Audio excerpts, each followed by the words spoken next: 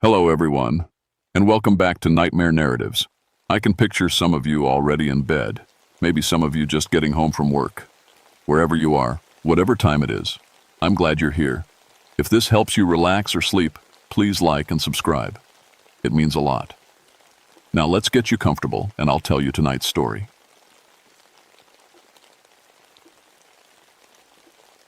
My name is Billy Ashworth, and I've been a park ranger in the Great Smoky Mountains for 19 years now. People call me crazy for staying out here so long, but these mountains are in my blood. My great-grandpa settled in these hills back in the 1800s, and my family's been here ever since. I'm 44 years old, and I know every trail, every cave, and every hidden waterfall in this part of Tennessee. I've led 147 successful rescues in my time here. When folks get lost or hurt in the backcountry, they call me. I'm good at what I do because I respect these mountains, and they respect me back. At least, that's what I used to think. It was November 1987 when everything changed. Early snow had already dusted the peaks, and the killing frost had turned the leaves brown. I was working the Cataract Falls area, about 12 miles from Gatlinburg as the crow flies. Out there, you're 8 hours from the nearest road on foot, and the radio doesn't work in the deep valleys. My grandmother used to tell stories about these mountains. She said the Cherokee believed spirits lived in the rocks and caves, watching over the sacred places. Mountain guardians, she called them. I always figured it was just old folklore, something to scare kids into behaving. I was wrong about a lot of things back then. The call came in on a Tuesday morning. 3 experienced cavers had been missing for 4 days in the Devil's Den cave system. All 3 were good people I knew personally. Sarah Chen, a geology professor from the university, and brothers Tom and Mike Garrett, who'd been exploring caves since they were kids. Devil's Den sits at the bottom of a deep hollow between Cove Mountain and Buckeye Knob. It's a tricky cave system with tight squeezes and underground rivers. The entrance sits right under Cataract Falls, where the water drops 100 feet into a dark pool.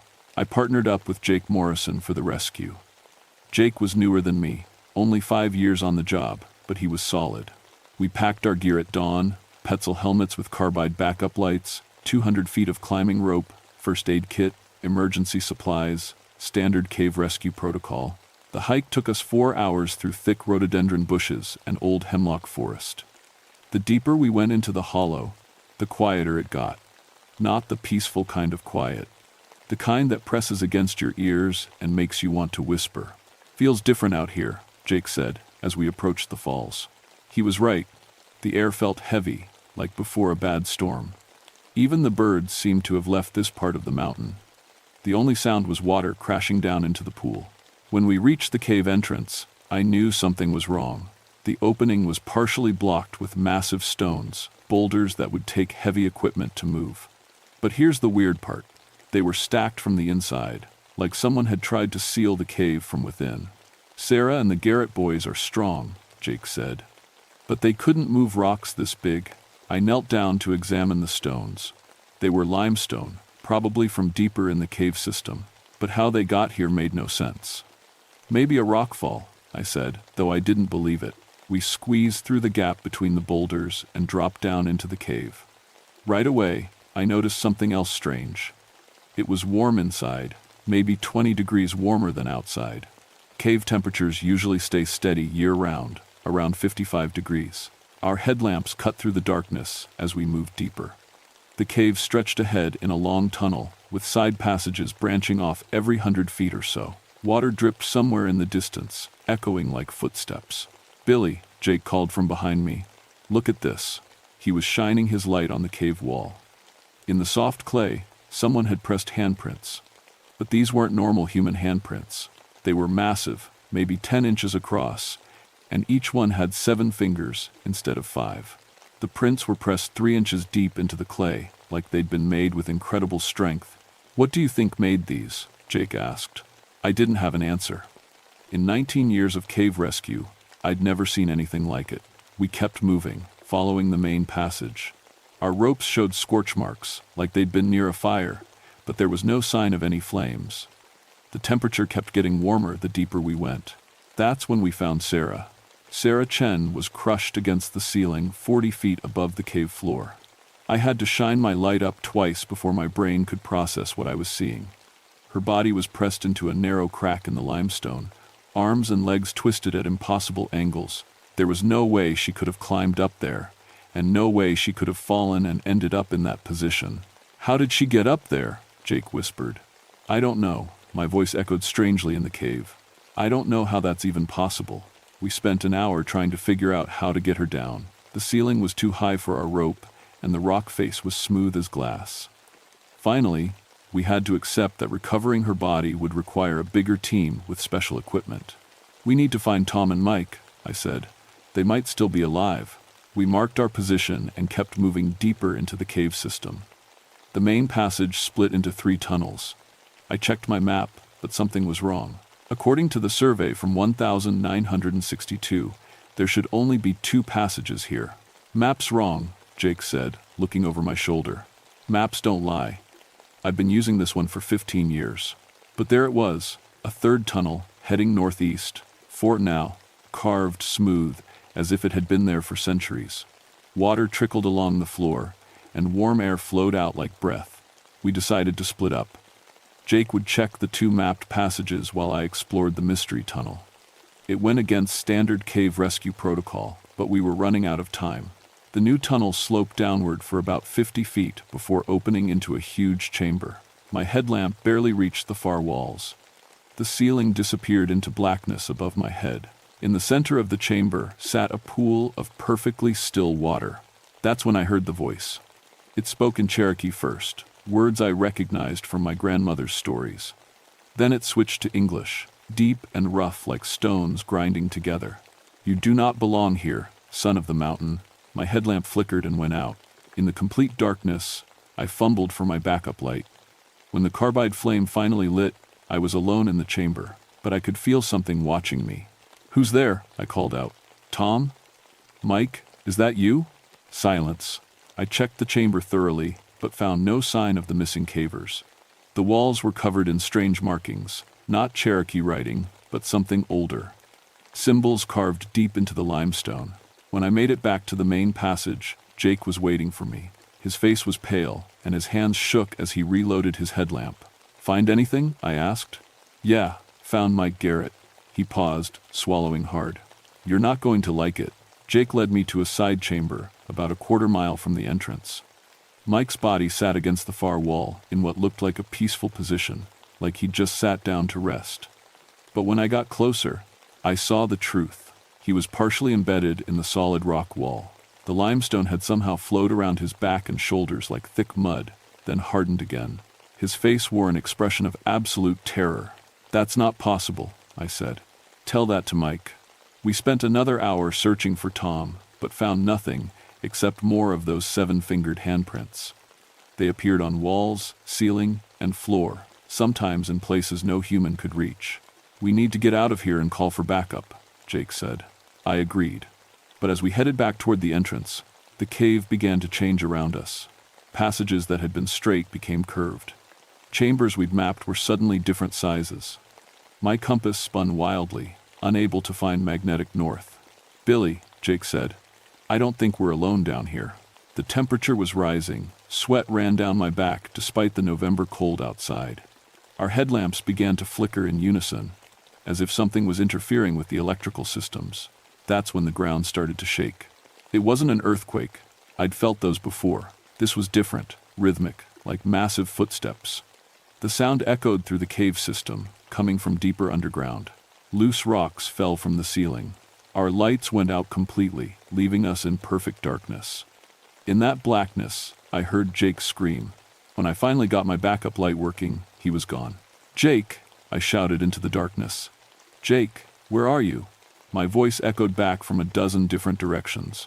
The cave system that had seemed familiar just minutes before now felt like an alien world. Passages branched off in directions that hadn't existed when we first mapped the area. I followed the sound of Jake's scream, but the tunnel twisted and turned in impossible ways. My compass was useless. The needle spun freely, unable to lock onto any direction. The air grew warmer with each step, and a smell filled my nose, hot stone and ancient earth. After what felt like hours but was probably only minutes, I found a chamber I'd never seen before. The walls were covered in Cherokee symbols, but also something else. Handprints, hundreds of them, all with 7 fingers. They covered every surface from floor to ceiling, like a crowd of giants had pressed their hands against the stone. In the center of the chamber sat Tom Garrett. He was alive, thank God, but something was terribly wrong. Tom sat cross-legged on the cave floor, staring at the wall in front of him. His headlamp was dead, but he didn't seem to notice the darkness. "Tom," I called softly. "It's Billy Ashworth. I'm here to get you out." He didn't respond. I moved closer, shining my light on his face. His eyes were wide open but unfocused, like he was looking at something I couldn't see. "Tom, can you hear me?" Finally, he turned his head toward me. When he spoke, his voice was flat and emotionless. "It's been waiting," he said, "waiting for so long. The mountain is angry, Billy. We went too deep. We saw things we weren't supposed to see." "What things? What did you see?" "The keeper, the one who guards the sacred places." Tom's voice got quieter. "It showed me Sarah and Mike. It showed me what happens to people who don't respect the old ways." I knelt beside him, checking for injuries. He seemed physically fine, but his mind was somewhere else entirely. "Tom, we need to leave, right now." "Can you walk?" "You can't leave," he said. "It won't let you. Once you've seen the keeper, you're part of its domain." As if summoned by his words, the cave began to change again. The walls started to glow with a faint red light, like coals in a dying fire. The temperature rose another 10 degrees. Somewhere in the darkness, I heard Jake calling my name, but his voice seemed to come from impossible directions. Above, below, through solid stone. I helped Tom to his feet. He moved like a sleepwalker, but at least he could move. We started back toward what I hoped was the main passage, but the cave had become a maze. Tunnels led to rooms that hadn't existed before. Chambers connected to passages that defied the laws of physics. That's when I saw it for the first time. A shadow moved across the cavern wall, but there was nothing to cast it. The shadow was huge, the outline of a man 12 feet tall, but wrong somehow. Too many fingers, limbs that bent at strange angles. "Do you see it?" Tom whispered. "Yeah, I see it." The shadow turned toward us. Where its face should be, 2 points of red light glowed like hot coals. When it spoke, the voice came from the walls themselves. "You have disturbed the sacred place. You have brought machines and lights into the domain of the ancestors. Why?" I found my voice, remembering the Cherokee words my grandmother had taught me. "We came to help our friends. We mean no harm to the sacred places. Harm has already been done. The mountain bleeds from the wounds of the coal miners. The burial grounds cry out for protection. I am the keeper, and I guard what must be guarded." The red lights moved closer. The temperature in the cave rose to over 90 degrees. Sweat poured down my face as I tried to think of what to say. "The mining was long ago," I said. "We're not miners, we're protectors too. I've spent my whole life protecting these mountains." "You know the old words," the keeper said. "Your blood remembers. But your companion brought disrespect into my domain." That's when I heard Jake screaming again, closer this time. The sound came from a passage to our right, a tunnel that definitely hadn't been there when we entered the chamber. "Let him go," I called out. "Take me instead. I will take what I choose to take." The shadow on the wall began to move. It flowed across the stone like liquid darkness, growing larger and more solid with each passing moment. The red eyes brightened until they hurt to look at. Tom grabbed my arm. "We need to run, Billy, right now." But there was nowhere to run. The chamber had only one exit, and the shadow was flowing toward it. As we watched in terror, the shadow began to pull itself off the wall, becoming 3-dimensional. First just an outline, then a solid black mass, then something that looked almost human but wrong in every detail. The keeper stood 12 feet tall, made of living stone shot through with veins of coal. Its skin looked like granite, rough and gray, but it moved like flesh. 7 fingers on each massive hand, no face except those burning red eyes. "Choose," it said, its voice like an avalanche. "One stays to guard the sacred places. One may leave to warn the others." I looked at Tom, still dazed and confused from whatever he'd experienced. Then I thought about Jake, somewhere in the darkness, probably terrified out of his mind. "I'll stay," I said. The keeper tilted its massive head. "You would give your life for theirs?" "If that's what it takes." For a long moment, the only sound was dripping water, and the distant echo of Jake's cries. Then the keeper spoke again. "Your grandmother taught you well, son of the mountain. But the choice is not yours to make." The keeper moved toward the tunnel where Jake's screams echoed from the walls. Each step shook the entire cave system, sending rocks tumbling from the ceiling. I grabbed Tom's arm and followed, knowing I couldn't abandon my partner even if it meant facing this ancient guardian. The tunnel led to another chamber, this one massive beyond belief. Our lights couldn't reach the ceiling or the far walls. In the center, Jake hung suspended 20 feet above the ground, held in place by what looked like living stone. Tendrils of rock had grown from the cave floor to wrap around his arms and legs. "Billy," he screamed when he saw us. "Help me, this thing is crazy." The keeper emerged from the tunnel behind us, its form now fully solid. Up close, I could see the details that made my stomach turn. Its stone skin was covered in ancient Cherokee symbols, carved so deep they looked like scars. The coal veins running through its body pulsed with red light like a heartbeat.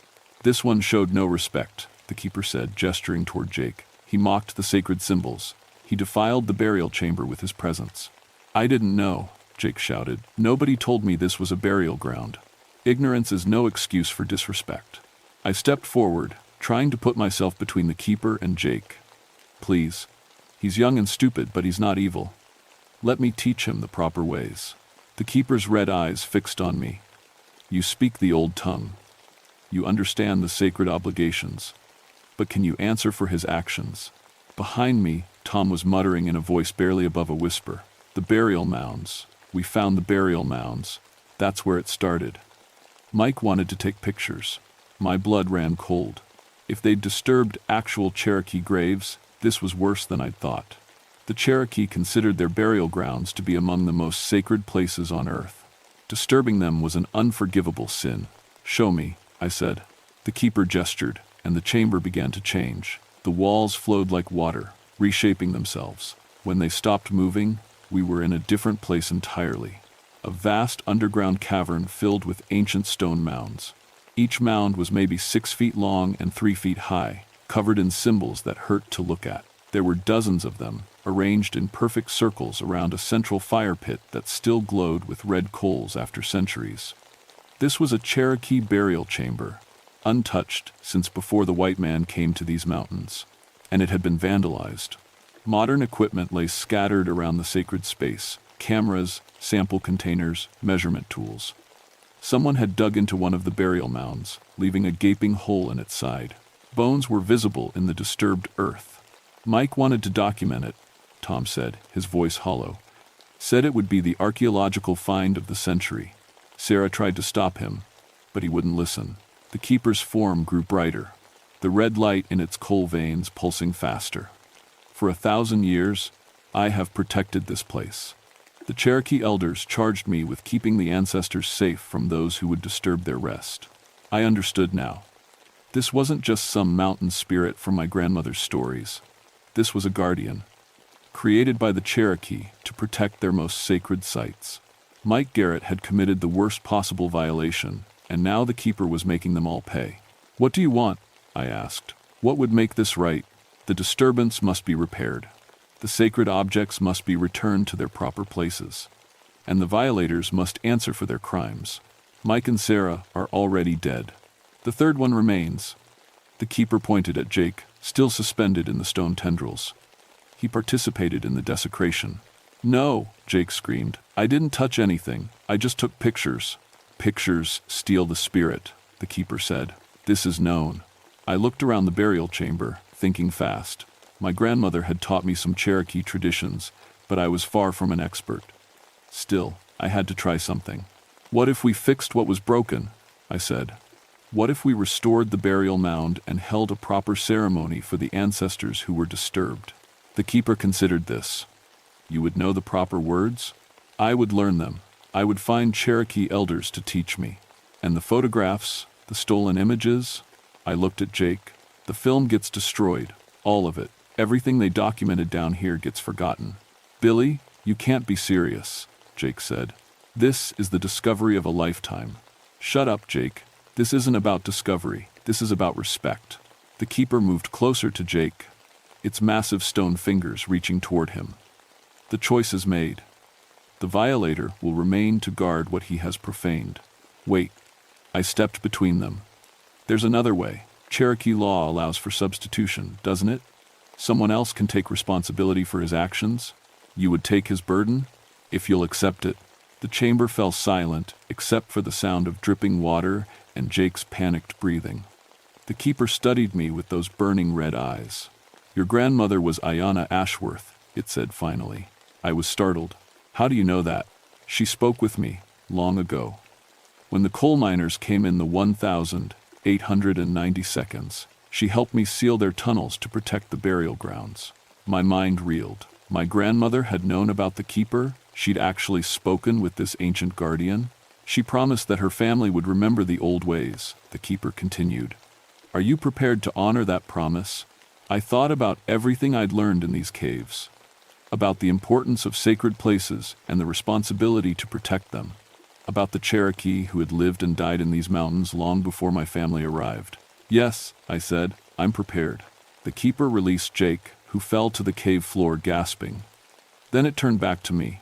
The sacred places will be your responsibility now. You will guard them as I have guarded them. You will learn the proper ceremonies and teach others to respect the old ways. And Jake, Tom, they go free. They will carry the memory of what they have seen. That burden is punishment enough. The red light in the keeper's coal veins began to fade. Its massive form started to blur around the edges. When others come seeking to disturb the sacred places, you will stop them. When developers wish to build on Cherokee graves, you will oppose them. When archaeologists wish to dig up the ancestors, you will turn them away. I understand. Do you? The keeper's voice was growing fainter. This is not a burden you can abandon. The mountains will watch you. I will watch you. If you fail in your obligation, you will answer for it. The stone guardian was becoming transparent now, merging back into the cave walls. As it faded, its final words echoed through the chamber. Remember the old ways, son of the mountain. Remember why the sacred places must be protected. And then we were alone. It took us 6 hours to find our way out of the cave system. Jake and Tom barely spoke during the hike back to civilization. When we finally reached the ranger station, I told my supervisor that the cave had suffered a major rockfall and was too unstable for rescue operations. Sarah and Mike's bodies were never recovered. The official report listed them as victims of a caving accident. Devil's Den cave system was permanently closed to the public, with steel grates installed over all known entrances. The area was declared geologically unstable and off-limits to all recreational activities. That was 6 months ago.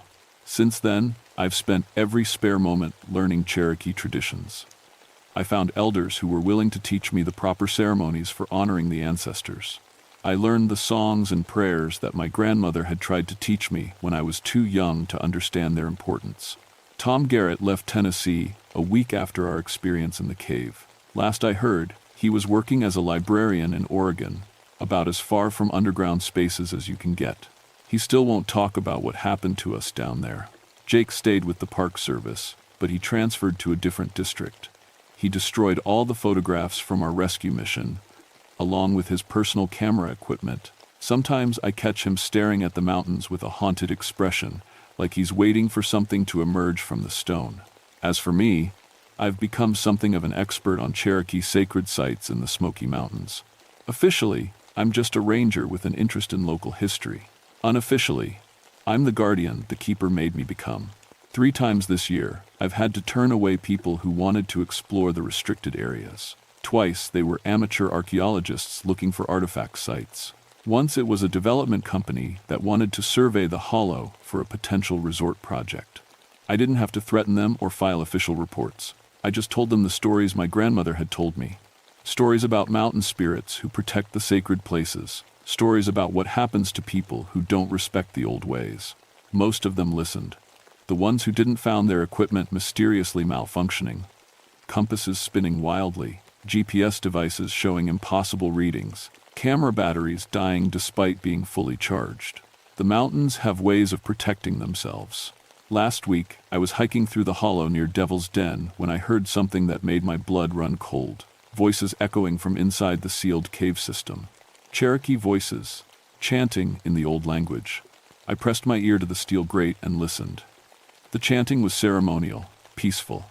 It sounded like a blessing being given, or a prayer of thanksgiving. I think the ancestors are resting easier now. My grandmother used to say that every mountain has its guardian, every sacred place has its keeper. She was right about that, just like she was right about so many other things I was too stubborn to believe. The Smoky Mountains are full of old spirits and ancient obligations. Most people who visit never encounter them, never realize they're walking through places that have been sacred for 1,000 years. They see beautiful views and hiking trails, not burial grounds and ceremonial sites. But the guardians are still here, waiting in the stone and shadow, watching to make sure the sacred places stay sacred. And now I'm watching too. Sometimes, on quiet nights, when the wind is still and the forest is silent, I can feel the keeper moving through the underground passages. Not hunting, not angry anymore, just making sure everything is as it should be. I keep my promise to honor the old ways. I protect the sacred places from those who would disturb them. I remember the stories my grandmother told, and I make sure they don't die with me, because some things are more important than discovery or progress or profit. Some places are meant to be left alone, protected by those who understand their true value. The keeper taught me that, and now I teach it to others, one way or another. The mountains remember everything, and they never forget.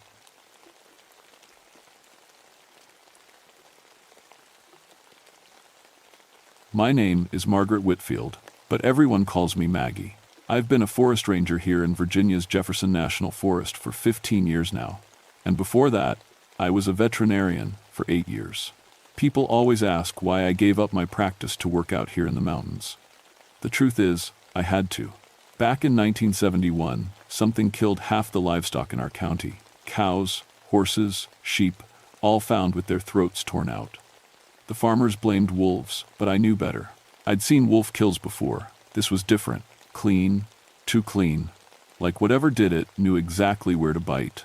I spent months investigating those attacks, staying up all night in freezing barns, waiting for the killer to come back. I never found it, but the attacks stopped after the first frost. The farmers went back to their normal lives, but I couldn't. I sold my practice and came up here to the Mount Rogers area, where I could study predators full-time.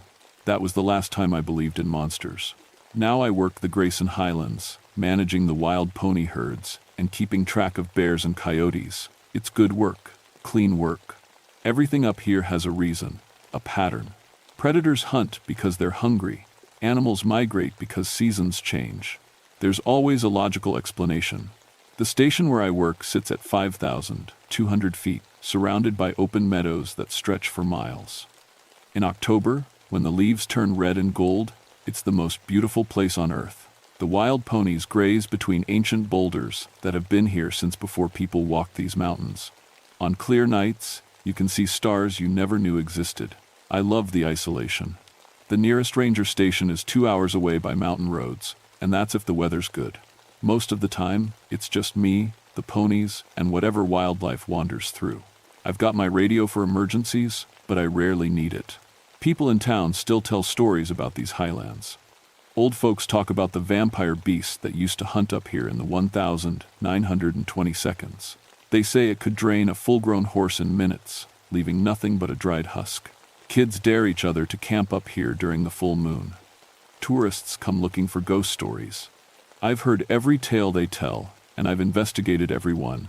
In 15 years, I've found logical explanations for 200 livestock kills.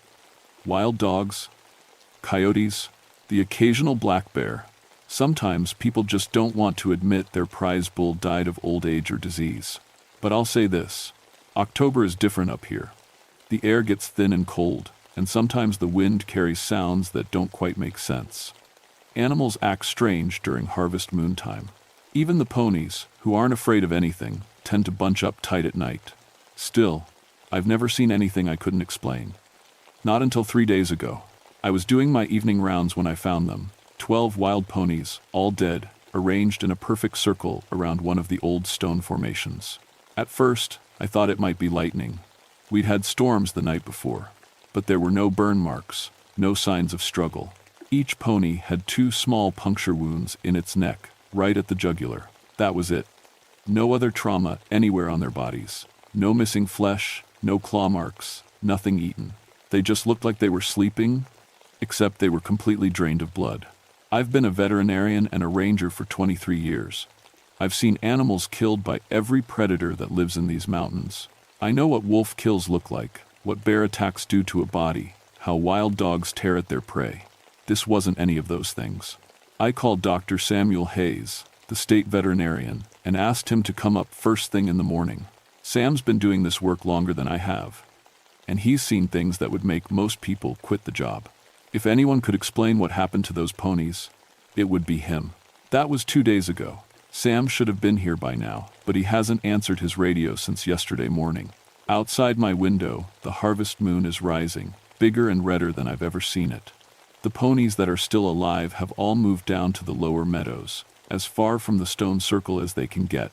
For the first time in 15 years, I'm starting to think maybe some of those old stories aren't just stories after all. I found Dr. Hayes at dawn, 2 miles from where I'd discovered the dead ponies. He was lying face down in a small clearing, his truck parked nearby with the engine still running and the headlights on. Sam was 62 years old and built like a bear. In 30 years of veterinary work, he'd handled bulls, stallions, and angry mama bears, protecting their cubs. He wasn't the kind of man who scared easily, but when I rolled him over, his face was frozen in an expression of pure terror. Same 2 puncture wounds in his neck, same complete drainage of blood. His eyes were wide open, staring at something I couldn't see. His hands were clutched around his silver cross necklace, so tight I had to pry his fingers loose. The strangest thing was his truck. Sam was always careful about equipment. He'd never leave an engine running all night, never waste battery power on headlights when he wasn't using them. But everything was on, like he'd jumped out in a hurry and never made it back. I spent an hour going over the scene with my camera and evidence kit. The ground around Sam's body was torn up, like something had dragged him 20 feet from his truck. But there were no animal tracks, no human footprints either, just these strange marks in the dirt that looked almost like paw prints, but wrong. Too big for any cat that lived in these mountains, and they seemed to shift shape as I followed them. In one spot, they looked like bare human feet. 10 yards later, they were definitely cat paws with claws extended. I bagged samples of everything I could find and loaded Sam's body into my truck. The radio crackled to life as I was covering him with a tarp. Mount Rogers Base, this is State Police Dispatch. We have a possible missing persons report. Dr. Samuel Hayes failed to return home last night. Dispatch, this is Ranger Whitfield at Mount Rogers. I have Dr. Hayes here. I stopped, staring down at Sam's peaceful face. How do you explain something that makes no sense? He's deceased. Looks like an animal attack. Copy that, Ranger Whitfield. We'll send an investigation team. Negative on that, dispatch. Roads are too rough for regular vehicles. I'll bring him down myself. The truth was, I didn't want anyone else up here until I figured out what was happening. State police would ask questions I couldn't answer. They'd want explanations I didn't have. I drove Sam's body down to the medical examiner in town, then came straight back. Something was hunting in my mountains, and I intended to find it before it killed again. That afternoon, I hiked out to the stone circle where the ponies died. In daylight, the formation looked different than I remembered. The stones were arranged in a perfect spiral, each one carved with symbols I'd never noticed before. The grass inside the circle was dead, burnt black like acid had been poured on it. I was taking pictures when I heard the sound. It started as a low hum, almost below hearing. Then it grew into something like singing, but not quite human. The melody was beautiful and terrible at the same time, like a lullaby someone might sing to coax a child into dark water. The sound was coming from the trees at the edge of the meadow. I grabbed my binoculars and scanned the tree line, but saw nothing, just shadows and branches moving in the afternoon breeze. Then the singing stopped, and something moved. At first, I thought it was just a trick of light through the leaves. But as I watched, 2 red dots appeared in the darkness between the trees. They were too high up to be animal eyes, maybe 8 feet off the ground, and they glowed like embers in a fire. I kept my binoculars steady and watched those red lights for 10 minutes. They never moved, never blinked. Just stared back at me across the meadow with an intelligence that made my skin crawl. When I finally lowered the binoculars to wipe the sweat from my hands, the lights were gone. I spent the rest of the afternoon setting up motion cameras around the stone circle and the surrounding trees. If something was hunting in this area, I was going to get proof. Real evidence that would hold up to scientific investigation. By sunset, I had 12 cameras positioned in a grid pattern covering half a square mile. Each one was loaded with high-speed film and infrared flash units. Whatever was out there, I'd have pictures of it by morning. I was hiking back to my truck when I heard the ponies. They were screaming, not whinnying or neighing like horses do when they're frightened, screaming like people in pain, voices breaking with terror. I ran toward the sound, crashing through brush and jumping over fallen logs. The screaming got louder, more desperate. Then, suddenly, it stopped.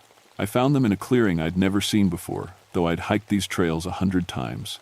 7 ponies, all down, all drained. They were still warm. But that wasn't the worst part. The worst part was the tracks around the bodies. Human footprints that changed to cat paws in mid-stride. I followed them to a large oak tree at the edge of the clearing. The bark was shredded 8 feet up the trunk, like something with very long claws had climbed it fast.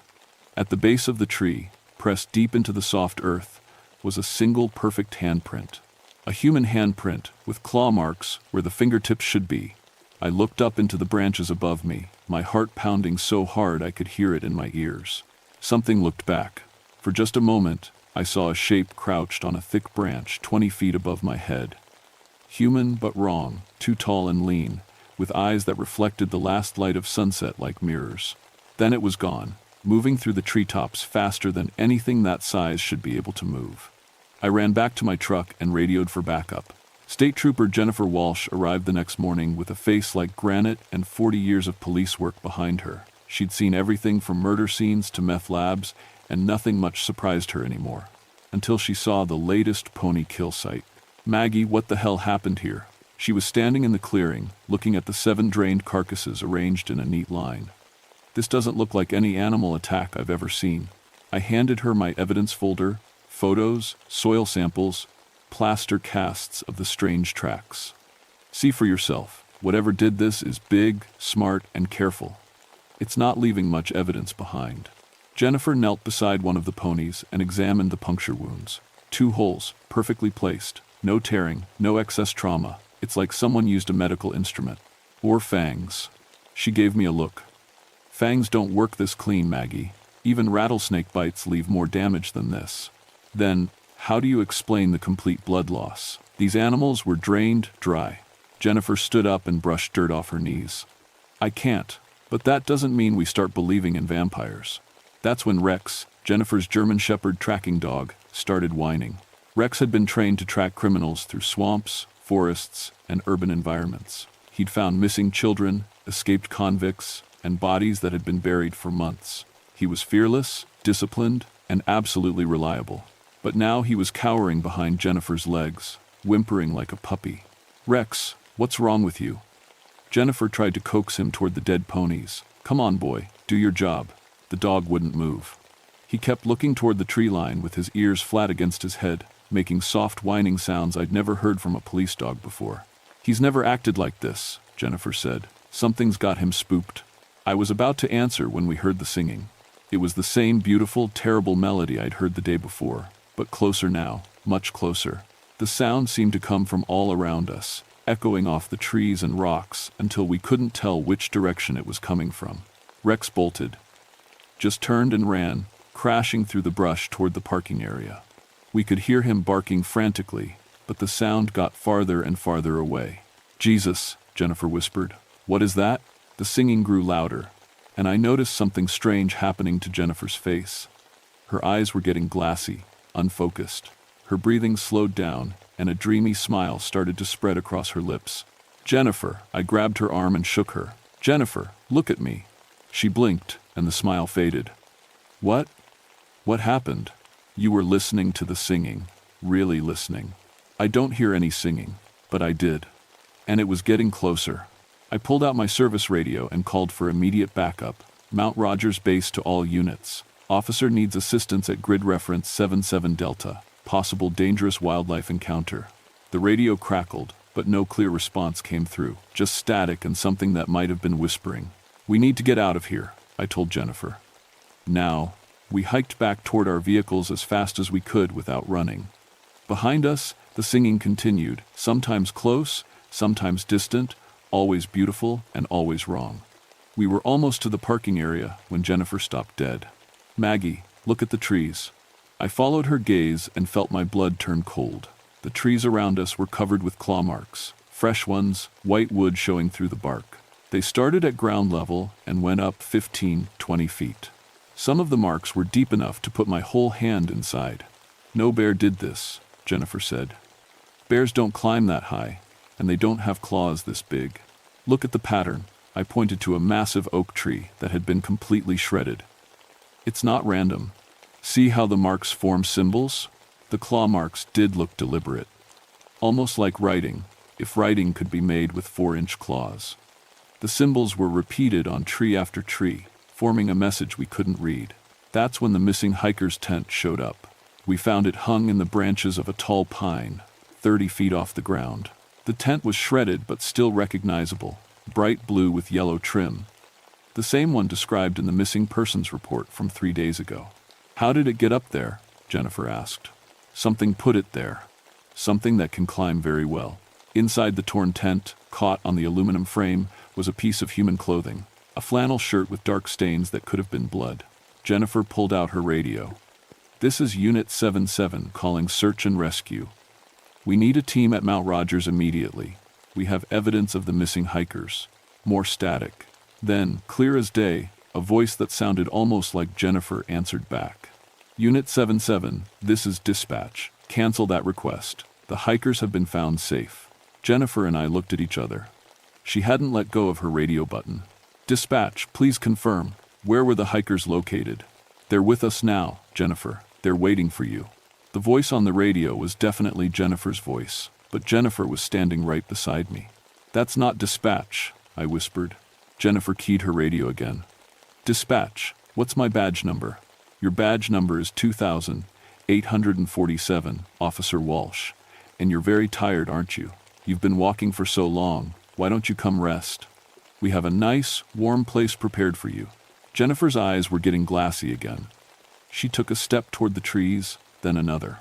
I slapped the radio out of her hand and it went flying into the brush. "Jennifer, whatever's talking to you, don't listen to it." She blinked and shook her head. I was going to follow the voice. It sounded so reasonable, so familiar. It sounded like you because it was copying you. Whatever we're dealing with, it can mimic human voices. The sun was getting low, and shadows were growing longer between the trees. I realized we'd been in the woods for almost 6 hours, but it felt like minutes. "We need to get back to base before dark," I said. "I've got floodlights and a generator there, and guns." But when we got to the parking area, Jennifer's patrol car was gone. Just gone, like it had never been there.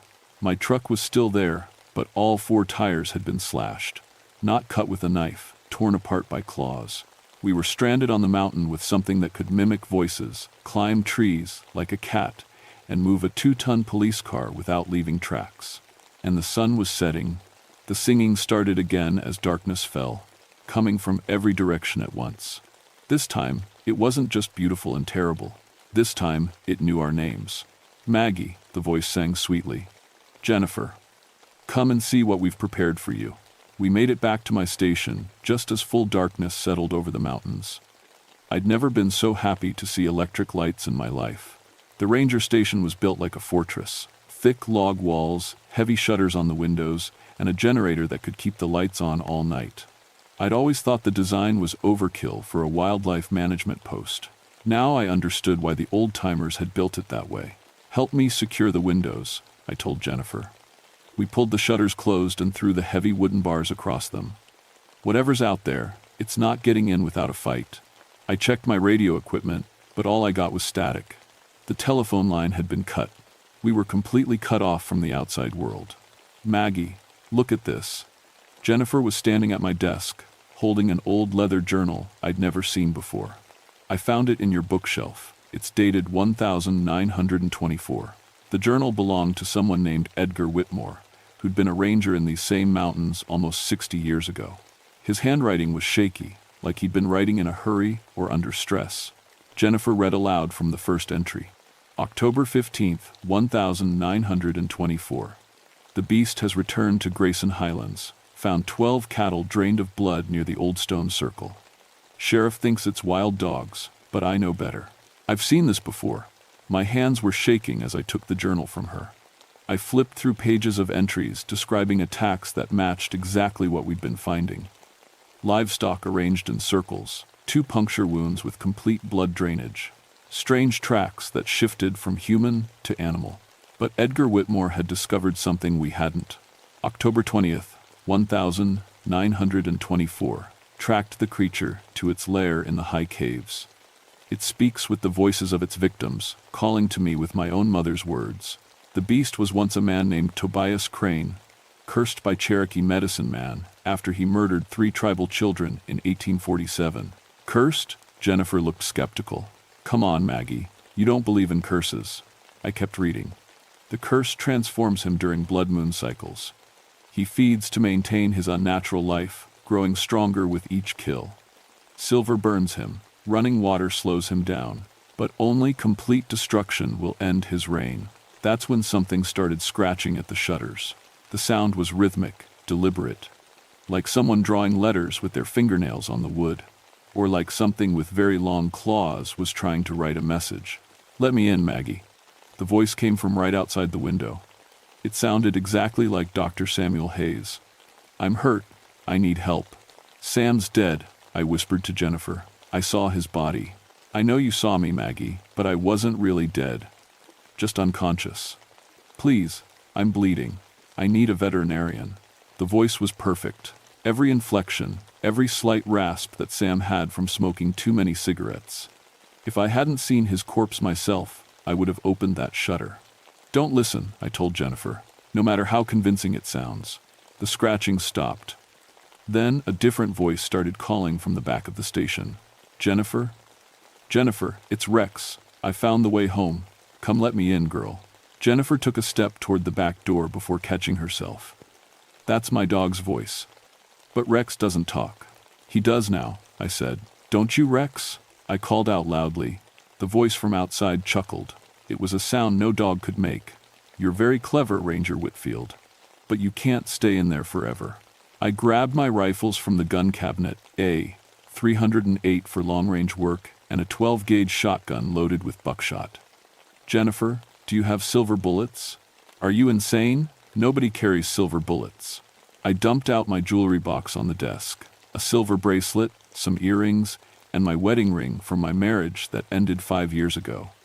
I'd kept wearing the ring out of habit. Help me melt these down. If Edgar Whitmore was right, silver is the only thing that can hurt this creature.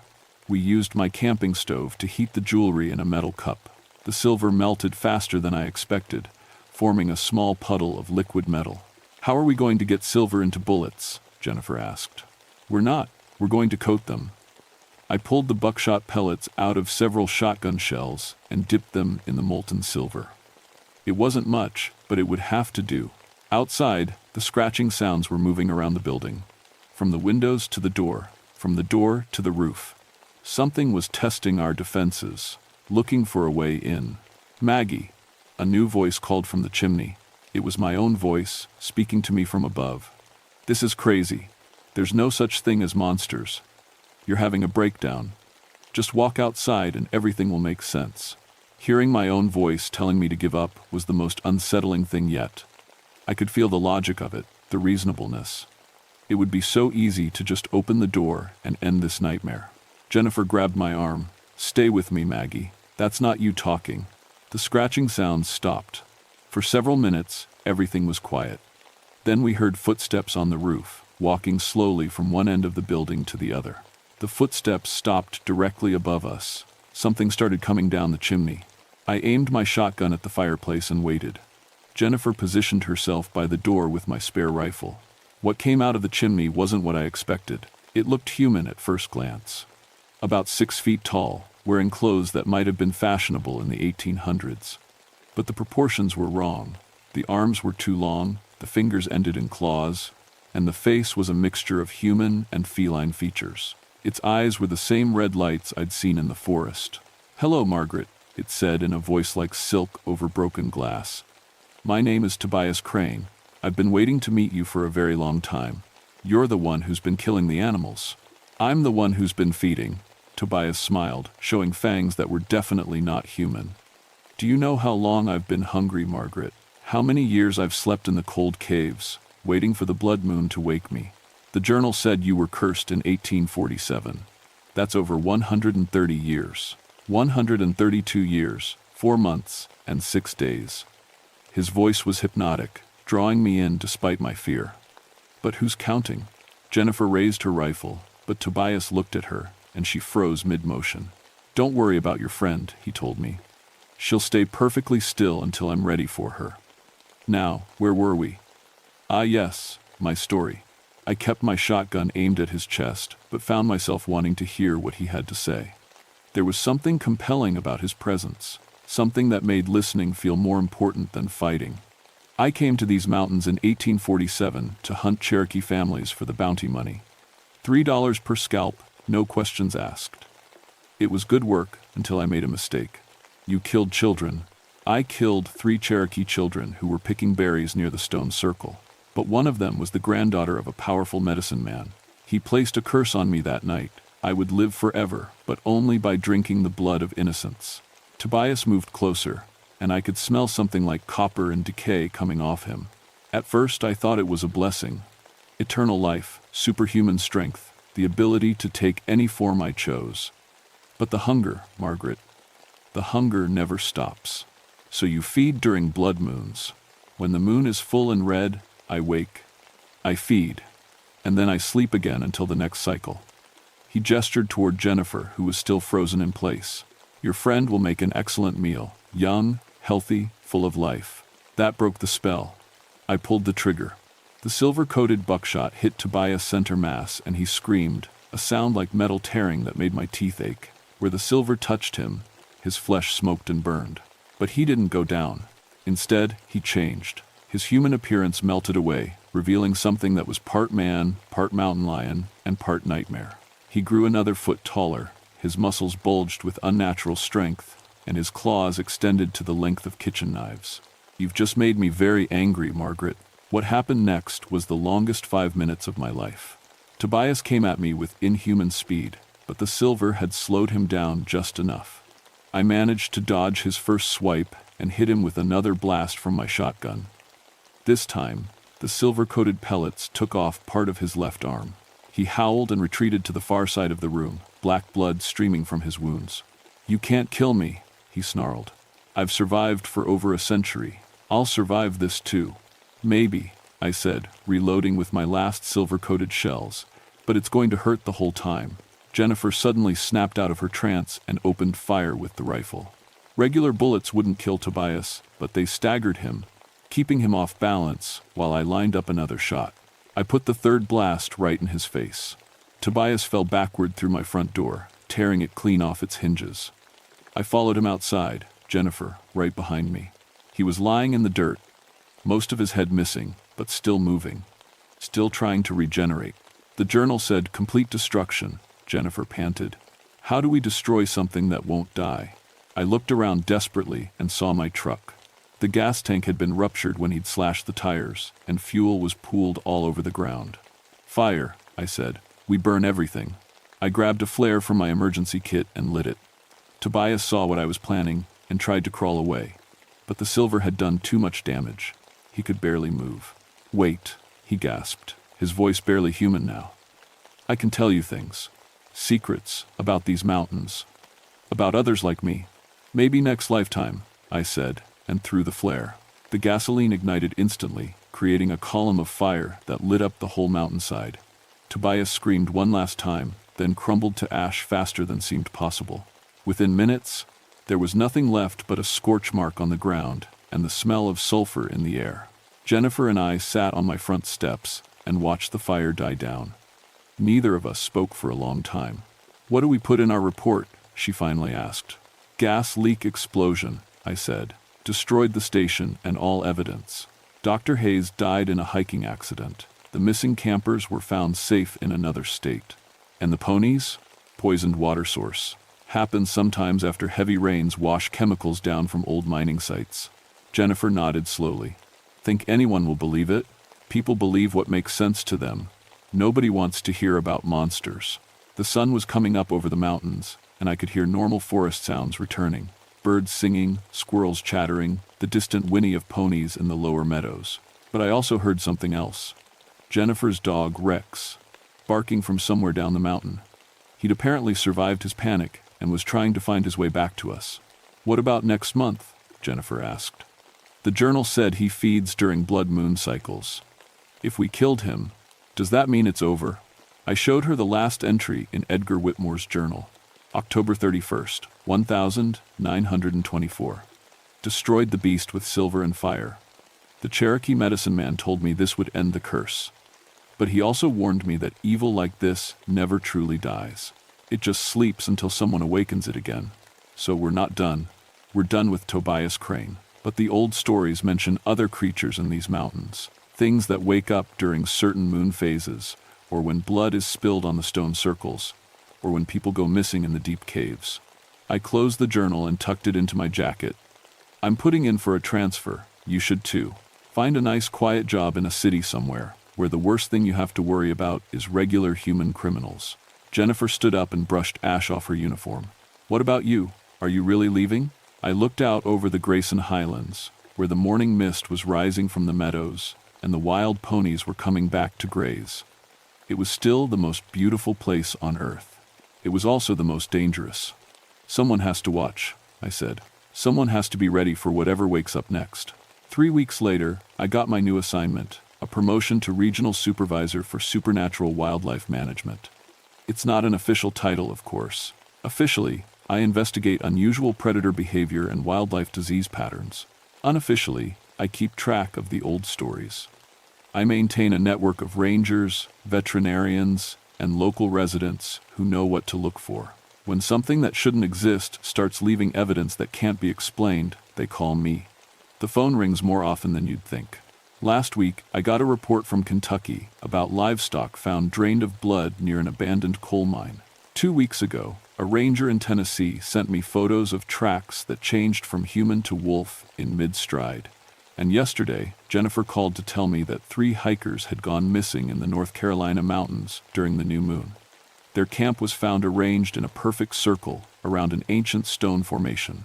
I've learned to sleep with silver jewelry on, and I keep a bag packed with emergency supplies. Flares, motion cameras, silver-coated ammunition, and Edgar Whitmore's journal. Because Tobias Crane was just the beginning. The Appalachian Mountains are full of old stories, old curses, and old hungers that wait in the dark places for someone foolish enough to wake them up. My job is to make sure they stay sleeping. Most of the time, I've created Blood Moon Harvest, a 4,950-word horror story following your detailed prompt requirements. The story is structured in 5 parts, following the specified word counts and timing, uses simple, accessible language, and tells the complete narrative of Forest Ranger Maggie Whitfield's encounter with a supernatural predator in Virginia's mountains.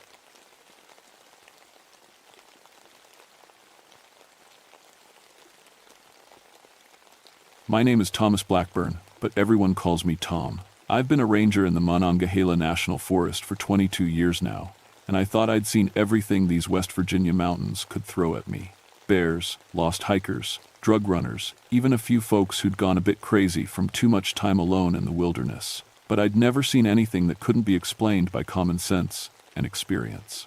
I grew up in these mountains, son of a coal miner who spent his life breathing dust underground. When I was 18, I swore I'd never work in the dark like my daddy did. The Forest Service was my way out, and I never looked back. 22 years of hiking these trails, maintaining the campsites, and helping lost tourists find their way home. I knew every hollow, every ridge, every old logging road from Seneca Rocks to the Cranberry Wilderness. The Dolly Sods area was my specialty, that high plateau country where the weather could turn deadly in minutes, 4,000 feet up, exposed to winds that came howling down from Canada. In winter, it was like stepping onto another planet. Red spruce trees twisted by decades of ice storms, cranberry bogs frozen solid, and silence so deep it made your ears ring. People called me when they needed someone who knew the backcountry history. I'd documented over 500 historical sites in my territory, old homesteads, logging camps, mining operations that had been swallowed by the forest decades ago. Most folks don't realize how many people used to live up in these mountains. Whole communities that just disappeared when the work dried up or disaster struck. There was one place I knew better than most, an old logging settlement up on the plateau that had been abandoned since the 1922. Nothing left now but stone foundations and a few rotting timbers, but I'd spent hours up there researching the history. 23 children had died there during the influenza outbreak of 1918, all in one terrible week in December, when the snow was so deep nobody could get out for help. The whole community just packed up and left after that. Too many ghosts, the survivors said. I'd always rolled my eyes at that kind of talk. Ghost children, spirits calling from the woods. It was all just wind in the hollows and imagination running wild. In 22 years of walking these mountains alone, often in the dead of night, I'd never heard anything that couldn't be explained by wildlife or weather. That was before December 1983. The call came in on a Tuesday morning, crackling through the radio static as an ice storm knocked out half the towers in the region. 2 snowshoers had made it out of the Dolly Sods area, claiming they'd heard children calling for help near the old settlement site. They were shook up bad, kept talking about voices in the storm, little voices begging for help. Probably just wind, I told Eddie Kozlov, my partner for winter patrols. Eddie was younger than me, only 5 years on the job, but he was solid. Grew up in Pittsburgh, thought the mountains were the most beautiful place on earth. Sound carries funny up there when the weather's bad. But the snowshoers had been specific. Children's voices, they said, clear as anything. Crying and calling for help from somewhere in the ruins of the old town. They'd tried to find them, but the snow was too deep, and the storm was getting worse. They barely made it out themselves. Eddie and I loaded our winter gear into the truck. Snowshoes, emergency shelter, medical supplies, enough food and fuel for 3 days if we got trapped. The temperature was dropping fast, and the weather service was calling for another foot of snow before nightfall. You really think there's kids up there? Eddie asked as we drove the rough forest road toward the trailhead. Shouldn't be, I said, checking the map one more time. No registered camping permits for that area. No legal access roads that time of year, but we have to check. The last mile to the settlement site was brutal. 3 feet of fresh snow over a layer of ice, and the wind was picking up. Every step was a struggle, even with the snowshoes. Eddie was breathing hard by the time we reached the edge of the old town site. Jesus, he said, stopping to catch his breath. How'd anybody ever live up here? I was wondering the same thing as we approached the stone foundations that were all that remained of the old community. The wind was howling now, and snow was starting to fall harder. In weather like this, it was easy to imagine voices in the storm. The first thing I noticed was the tracks. They were small, child-sized, and fresh enough that snow hadn't filled them in completely. They led from the tree line across the open area where the old settlement had been, weaving between the stone foundations like someone was exploring the ruins. Tom, Eddie called from near what used to be the schoolhouse. His voice had a strange edge to it. You need to see this. I snowshoed over to where he was crouched near one of the larger foundation holes. It had probably been a cellar once, and the opening was partially covered by fallen timbers. Eddie was shining his flashlight down into the darkness. What is it? More tracks, he said, leading right to the edge, like someone went down there. I knelt beside him and looked. Sure enough, the small footprints led directly to the cellar opening and disappeared into the black hole below. But that didn't make sense. The opening was maybe 18 inches wide between the fallen beams, too narrow for an adult, but just wide enough for a child. Hello, Eddie called down into the darkness. Is anyone down there? We're park rangers. We're here to help. The wind swallowed his words, but for just a second, I thought I heard something else. A sound like crying, very faint, coming from the depths of the cellar. Did you hear that? Eddie asked. Just wind, I said automatically, but I wasn't sure. Let's check the other foundations. We found more tracks around every building site. Always the same size, always child-sized, leading to and from the ruins like kids had been playing there. But the snow was still falling, and these tracks were sharp and clear. They had to be fresh, made within the last few hours. This doesn't make sense, Eddie muttered, following one set of prints that led from the old church foundation to what might have been a general store. How would kids even get up here? It's 15 miles from the nearest road. I was thinking the same thing, but I didn't like the other possibilities that were starting to form in my mind. Lost kids in weather like this would be dead by morning. And if they'd fallen into one of those cellars, we need to check every foundation, I said. If there really are children up here, they're in serious trouble. The snow was getting heavier, and the temperature was dropping fast. According to my thermometer, it was already down to -15, and that was before the wind chill. We worked methodically, checking each foundation hole, calling down into the darkness. Most were partially filled with debris and decades of fallen leaves, but a few were deep enough to hide someone. At the fourth foundation, we got an answer. "Help us," came a small voice from the darkness below. "Please help us. We're so cold." Eddie and I looked at each other.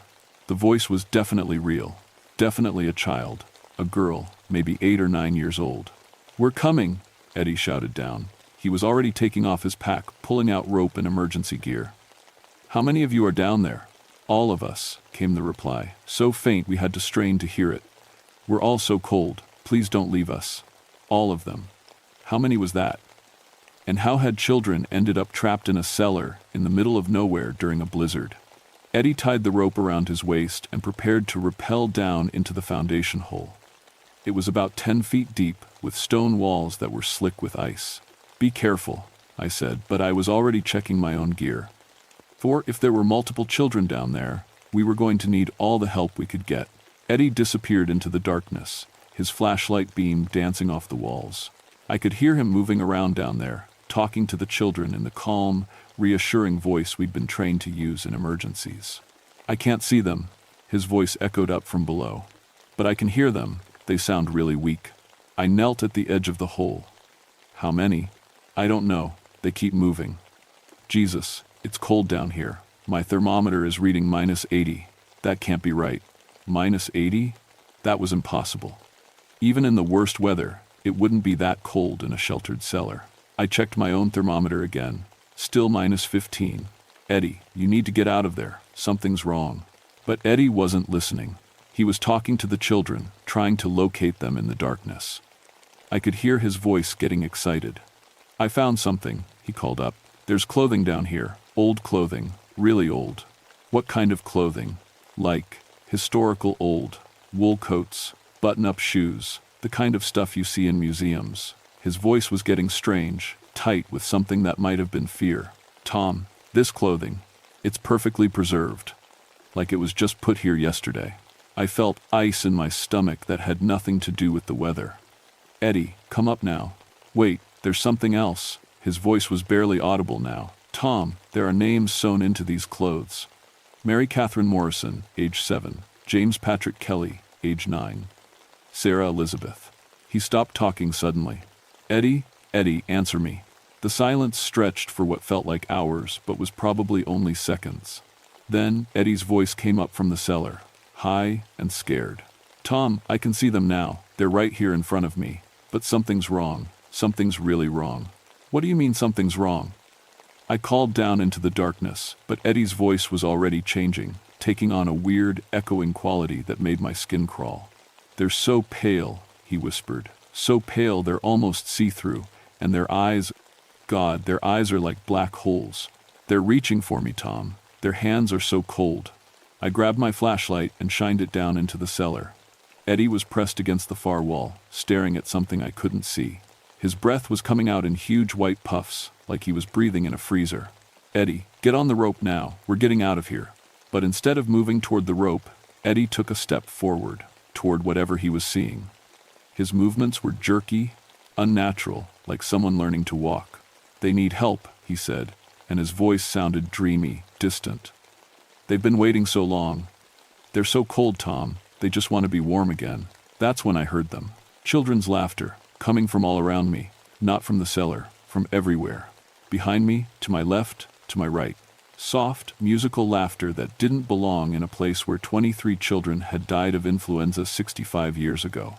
I spun around, flashlight beam cutting through the falling snow. At the edge of the light, just where vision started to fade, I saw movement. Small shapes, child-sized, darting between the stone foundations. When I swung the light toward them, they vanished, but I could still hear them laughing. "Tom!" Eddie's voice from the cellar was panicked now. "Tom, help me! I can't move." My feet, I can't feel my feet. I dropped to my belly and looked down into the hole. Eddie was standing in the same spot, but now I could see frost forming on his jacket, his hair, his eyebrows. Icicles were actually growing from his breath as he exhaled. "Grab the rope," I shouted. He tried to move toward it, but his legs wouldn't respond. I could see ice crystals spreading across his clothing, and his skin was taking on a bluish tint that meant serious hypothermia. Above me, the children's laughter was getting closer. I tied my own rope around the nearest foundation stone and rappelled down into the cellar. The cold hit me like a physical blow, not just cold air, but cold that seemed to leach the warmth right out of my bones. My thermometer was going crazy, the numbers dropping so fast I couldn't read them. "Eddie, we have to move now." But Eddie was staring past me at something behind my shoulder. His lips were blue, and when he spoke, his words came out in visible puffs of vapor. "Don't you see them?" he whispered. "They're everywhere, all the children. They want us to stay with them." I turned around. The cellar wasn't empty anymore. 23 children stood in the darkness behind me, ranging in age from maybe 5 to 12. They were dressed in old-fashioned winter clothing, wool coats, knit caps, button-up boots, but their skin was corpse-pale, with a blue tint around their lips and fingernails. Their eyes were deep black holes that seemed to absorb light instead of reflecting it, and they were all reaching toward us with hands that trailed wisps of frost like dry ice. "We've been so cold," one of them said, a little girl with long dark hair frozen into icicles around her face. "So cold for so long. Will you help us get warm?" I grabbed Eddie's arm and felt ice crystals crunch under my glove. His jacket was frozen solid, and when I looked closer, I could see his skin through tears in the fabric. It was white as snow, with dark patches that meant frostbite was setting in fast. "Will you stay with us?" asked a little boy with a face like carved ice. "We get so lonely up here. Everybody always leaves." The children were moving closer, and everywhere they stepped, frost spread across the ground. The air around them shimmered with cold that was beyond anything possible in nature. I tried to drag Eddie toward the rope, but my own muscles were seizing up from the cold. Every breath felt like inhaling razor blades, and I could feel my core temperature dropping by the second. "Please don't go," whispered a girl who couldn't have been more than 6. "We just want friends. We've been waiting so long for friends." That's when I understood. These weren't just ghost children. They were children who had died in the cold, frozen to death during that terrible week in 1918 when the influenza killed them one by one and nobody could get out for help. They'd been trapped here ever since, trapped in that last moment of desperate cold, and they wanted to share it with anyone who came close enough. "We have to go," I managed to say through chattering teeth. "We have to get out of here now." But the children were all around us now, their frost-trailing hands reaching out. When the little girl touched my jacket, the fabric crackled and turned white. I could feel the cold shooting through the material like electricity. "Just for a little while," she whispered. "Just until we're not cold anymore."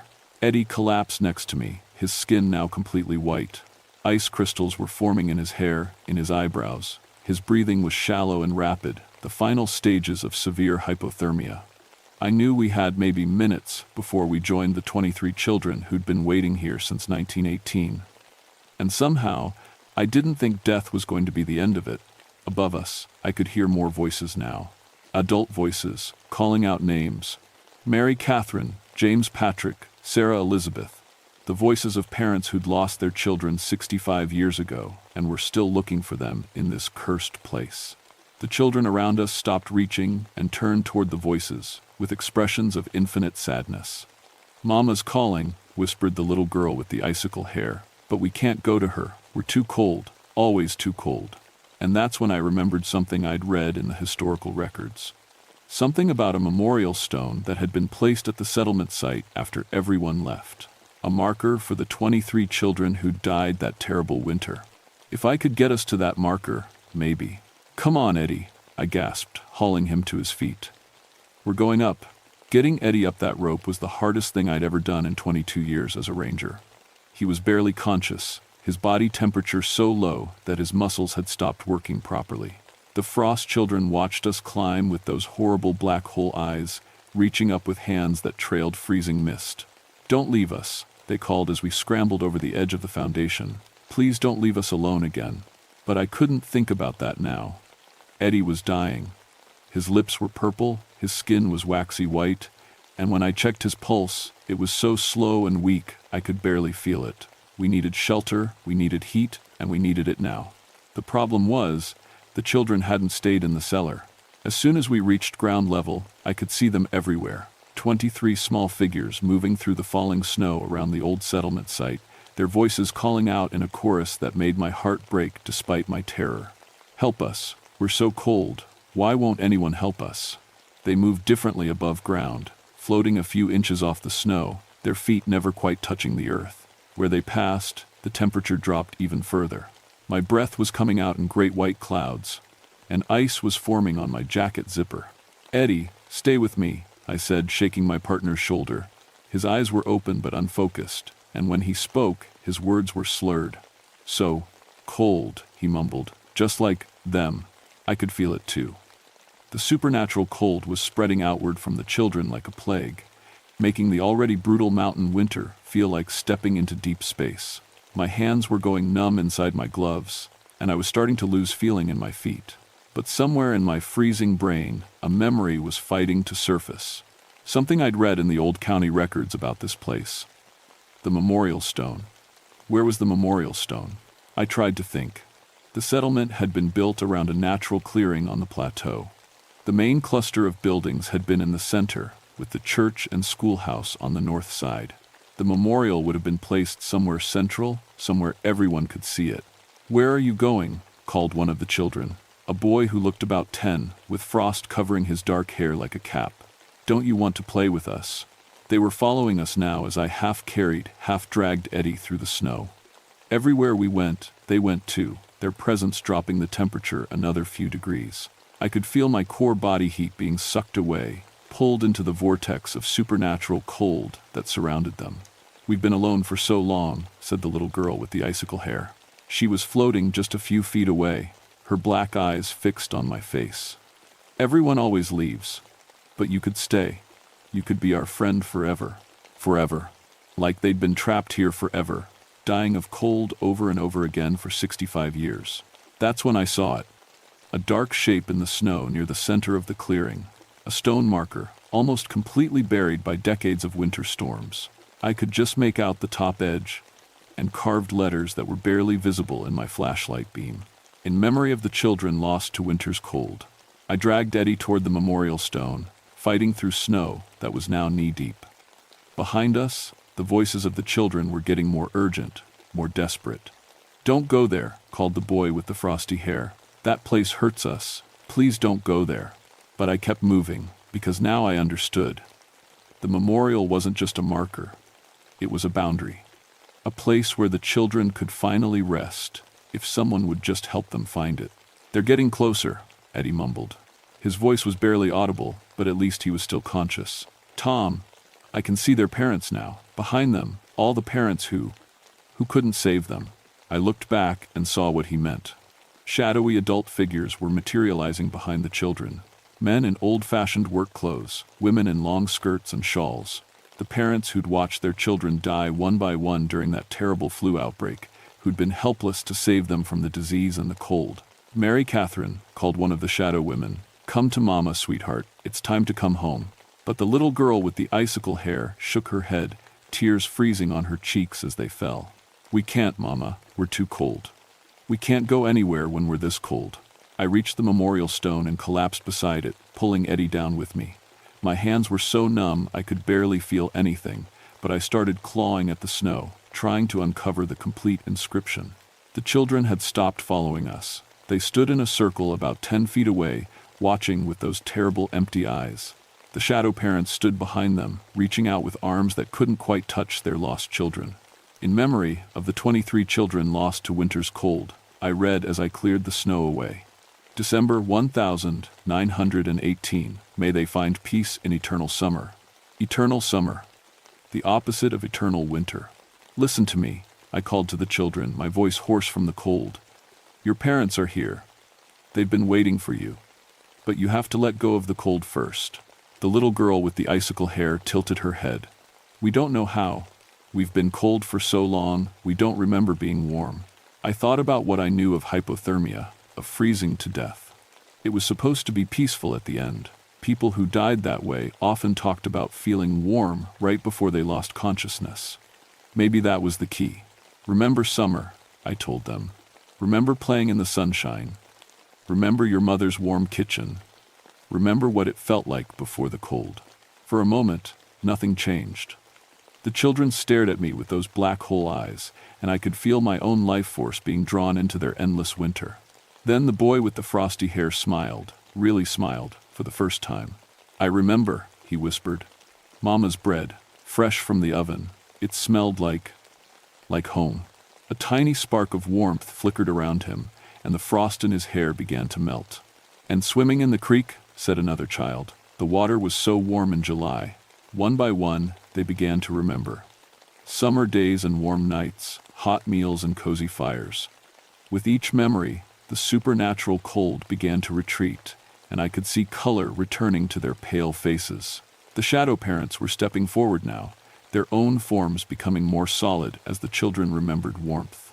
That's right, sweetheart, said the shadow woman to the little girl. Remember Mama's warm lap and the quilts Grandma made. The children were glowing now, not with cold light but with the warm golden light of summer sunshine. And as they glowed, they began to walk toward their waiting parents. Thank you, the little girl said to me as she passed. Thank you for helping us remember how to be warm. One by one, the children walked into their parents' arms, and one by one, they all faded into golden light that rose up into the snowy sky like warm breath on a cold morning. In seconds, they were gone, all of them. The supernatural cold vanished with them, leaving only the normal winter chill of a mountain blizzard. I could feel sensation returning to my hands and feet, could breathe without feeling like my lungs were freezing. Eddie opened his eyes and looked around in confusion. What happened? Where are the kids? They went home, I said. They finally went home. The official report listed it as severe exposure, complicated by altitude-induced hallucinations. Eddie spent 3 days in the hospital with frostbite on his hands and feet, and the doctors said we were lucky to be alive. The temperature had dropped to -40 that night, the worst December storm on record for the region. Funny thing about hallucinations, Eddie said when he was released from the hospital. They both had the same ones, don't usually work that way. But his memories of the encounter were already fading, the way trauma memories sometimes do. Within a week, he was telling people we'd found some old clothes in a cellar and gotten spooked by the wind. Within a month, he'd convinced himself that's all it really was. I never corrected him. Some truths are too heavy for people to carry. I went back to the settlement site 3 times over the next few months, always alone, always during daylight hours. The memorial stone was clearly visible now that I knew where to look, and I made sure the Park Service added it to the official historical registry. I also arranged for the site to be properly maintained, cleared of debris, marked with signs explaining its history. The reports of children's voices in the wilderness stopped completely after that December storm, but I made a point to check the memorial site every few months, just to be sure. To keep the snow cleared away from the stone, to make sure the inscription remained visible, to honor the 23 children who'd found their way home after 65 years of being lost in the cold. I retired from the Forest Service in 1998, after 37 years of protecting these mountains. On my last day, I hiked up to the old settlement one final time. The memorial stone was clean and clear, the inscription as sharp as the day it was carved. Someone had left flowers there, fresh wildflowers, even though it was November, and there shouldn't have been any flowers blooming anywhere on the mountain. But mountain laurel doesn't usually bloom in winter, neither do wild roses. I stood there for a long time, listening to the wind in the trees and thinking about parents who'd waited 65 years to hold their children again. Thinking about how love doesn't end just because life does. When I finally turned to leave, I could have sworn I heard something on the wind, not crying this time, and not calls for help. Just the distant sound of children laughing and playing in eternal summer sunshine. These days, I live in town at the base of the mountain, but sometimes, when the wind is just right and the weather turns cold, I still hear them. Happy voices carried on the winter air, reminding me that some stories have endings worth waiting for, no matter how long it takes. The settlement site is protected now, listed on the National Register of Historic Places. Tour groups sometimes visit during the summer months, and guides tell them about the old logging community and the influenza outbreak that ended it. But nobody talks about the children who used to call for help in the darkness. Nobody mentions the supernatural cold or the voices in the winter storms. That's fine with me. Some stories are meant to be remembered quietly by the people who were there. Some truths are too precious to share with folks who weren't there to earn them. The children are at peace now. After all these years, they're finally warm. And sometimes, on the coldest winter nights, that's enough.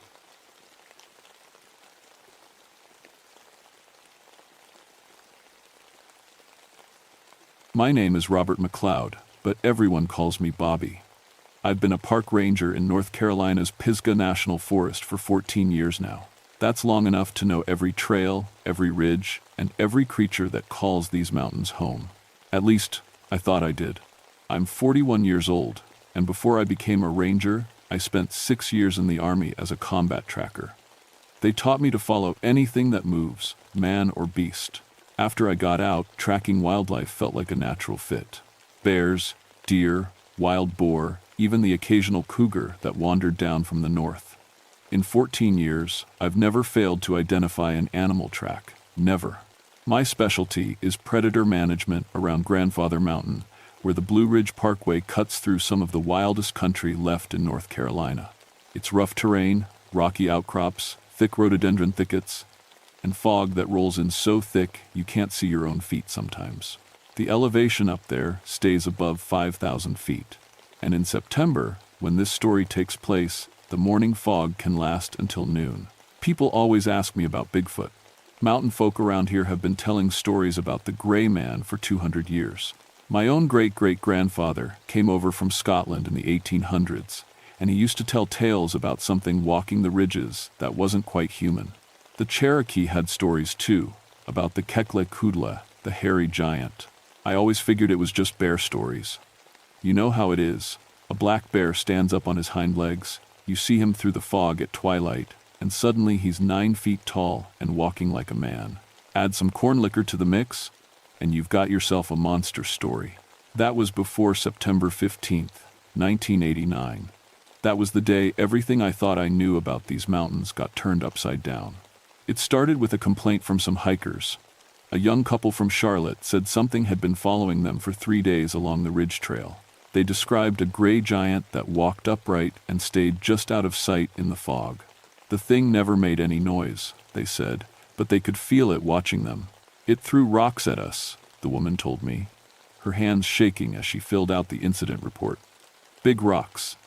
But it wasn't trying to hit us. It was like it was hurting us, pushing us to move faster. Her boyfriend nodded. We found footprints, human-shaped but huge, way bigger than any person. I'd heard stories like this before. Every year, we'd get a few reports of mysterious figures in the woods. Usually, it turned out to be other hikers seen at a distance, or bears, or sometimes people's imagination getting the better of them in the fog. But these two seemed genuinely spooked. Did you take any pictures? I asked. They looked at each other. We tried, the man said. But every time we got our camera out, the fog would roll in thicker, like it knew. I've been doing this job long enough to know when people are telling the truth, even if what they're saying sounds impossible. These two weren't lying. They'd seen something up there that scared them bad enough to hike 15 miles in the dark to get to the nearest road. That night, I called Dr. Sarah Fleming at Appalachian State University. She's a wildlife biologist who helps us with animal behavior issues. Sarah's got more degrees than a thermometer, but she's practical too. If anyone could help me figure out what these hikers had encountered, it was her. Sounds like a bear to me, Sarah said over the phone. Black bears will sometimes follow humans for miles if they smell food. Septembers, when they're bulking up for winter. That's what I figured, I said. But these folks swore it was walking upright the whole time, never dropped to all fours. Sarah was quiet for a moment. That is unusual. Bears don't typically maintain bipedal locomotion for extended periods. It's inefficient for them. She agreed to come up the next morning to help me investigate. We'd hike the ridge trail where the couple had their encounter and see what we could find. I should have known right then that something was different about this case. In all my years as a ranger, I'd never had Dr. Fleming volunteer for a field investigation this quickly. Usually, it took weeks to get her out of her lab. But I was still thinking like a rational man. I was still sure there was a logical explanation for everything. I wish I'd been right. Sarah met me at the ranger station just after dawn. The fog was already rolling in thick, which was perfect for our investigation. If something was using the fog for cover, we'd find out today. We started our hike at the Blue Ridge Parkway overlook and headed north along the Ridge Trail. The elevation here stays above 5,200 feet, and the fog was so thick we could barely see 20 feet ahead. Our footsteps were muffled on the soft trail, and the only sounds were the drip of moisture from the trees and our quiet voices. "Tell me about the tracks they described," Sarah said as we walked. 18 inches long, human-shaped, about 6-foot stride length, I replied. That's what really got my attention. A 6-foot stride means whatever made them has to be at least 8 feet tall to walk comfortably. Could be a person in large boots? That's what I thought, until they told me about the rock throwing. These weren't pebbles. They described rocks the size of softballs being hurled with perfect accuracy from over 100 yards away. Sarah stopped walking. 100 yards? Through fog? That's what they said. We hiked for about an hour before I found what we were looking for. In a muddy section of trail, clear as day, was a footprint unlike anything I'd ever seen. It was massive, 18 inches long and nearly 8 inches wide at the ball of the foot. But it wasn't just the size that made my skin crawl. It was perfectly human-shaped, complete with 5 toes, but the proportions were all wrong. The heel was too wide, the arch too high, and the toes were longer and thicker than any human foot. "My God," Sarah whispered, dropping to her knees beside the print. She pulled out her measuring tape and camera. "Bobby, this is incredible." I knelt beside her, studying the track. The depth of the impression suggested something weighing at least 600 pounds. But here's what really bothered me. The track was clean. No claw marks, no signs of fur or hair between the toes like you'd see with a bear print. Just bare skin. "There are more over here," I called out, following a trail of prints that led off the main path into the rhododendron thicket. We followed the tracks for maybe 200 yards before they disappeared on a rocky outcrop. But it wasn't just that the tracks stopped. They stopped in the middle of solid granite, as if whatever made them had simply vanished. "This doesn't make sense," I muttered, studying the rock surface. There were no scratches, no scuff marks, nothing to indicate how something that heavy had gotten off the rock without leaving a trace. That's when Sarah grabbed my arm. "Bobby," she whispered. "Listen." I froze and listened. At first, I didn't hear anything unusual. Then, from somewhere in the fog behind us, came a sound I'll never forget. It was like wood breaking, but rhythmic. Crack, crack, crack. Each crack was followed by a dull thud, like something heavy hitting the ground. "Tree limbs," I said quietly. "Something's breaking tree limbs."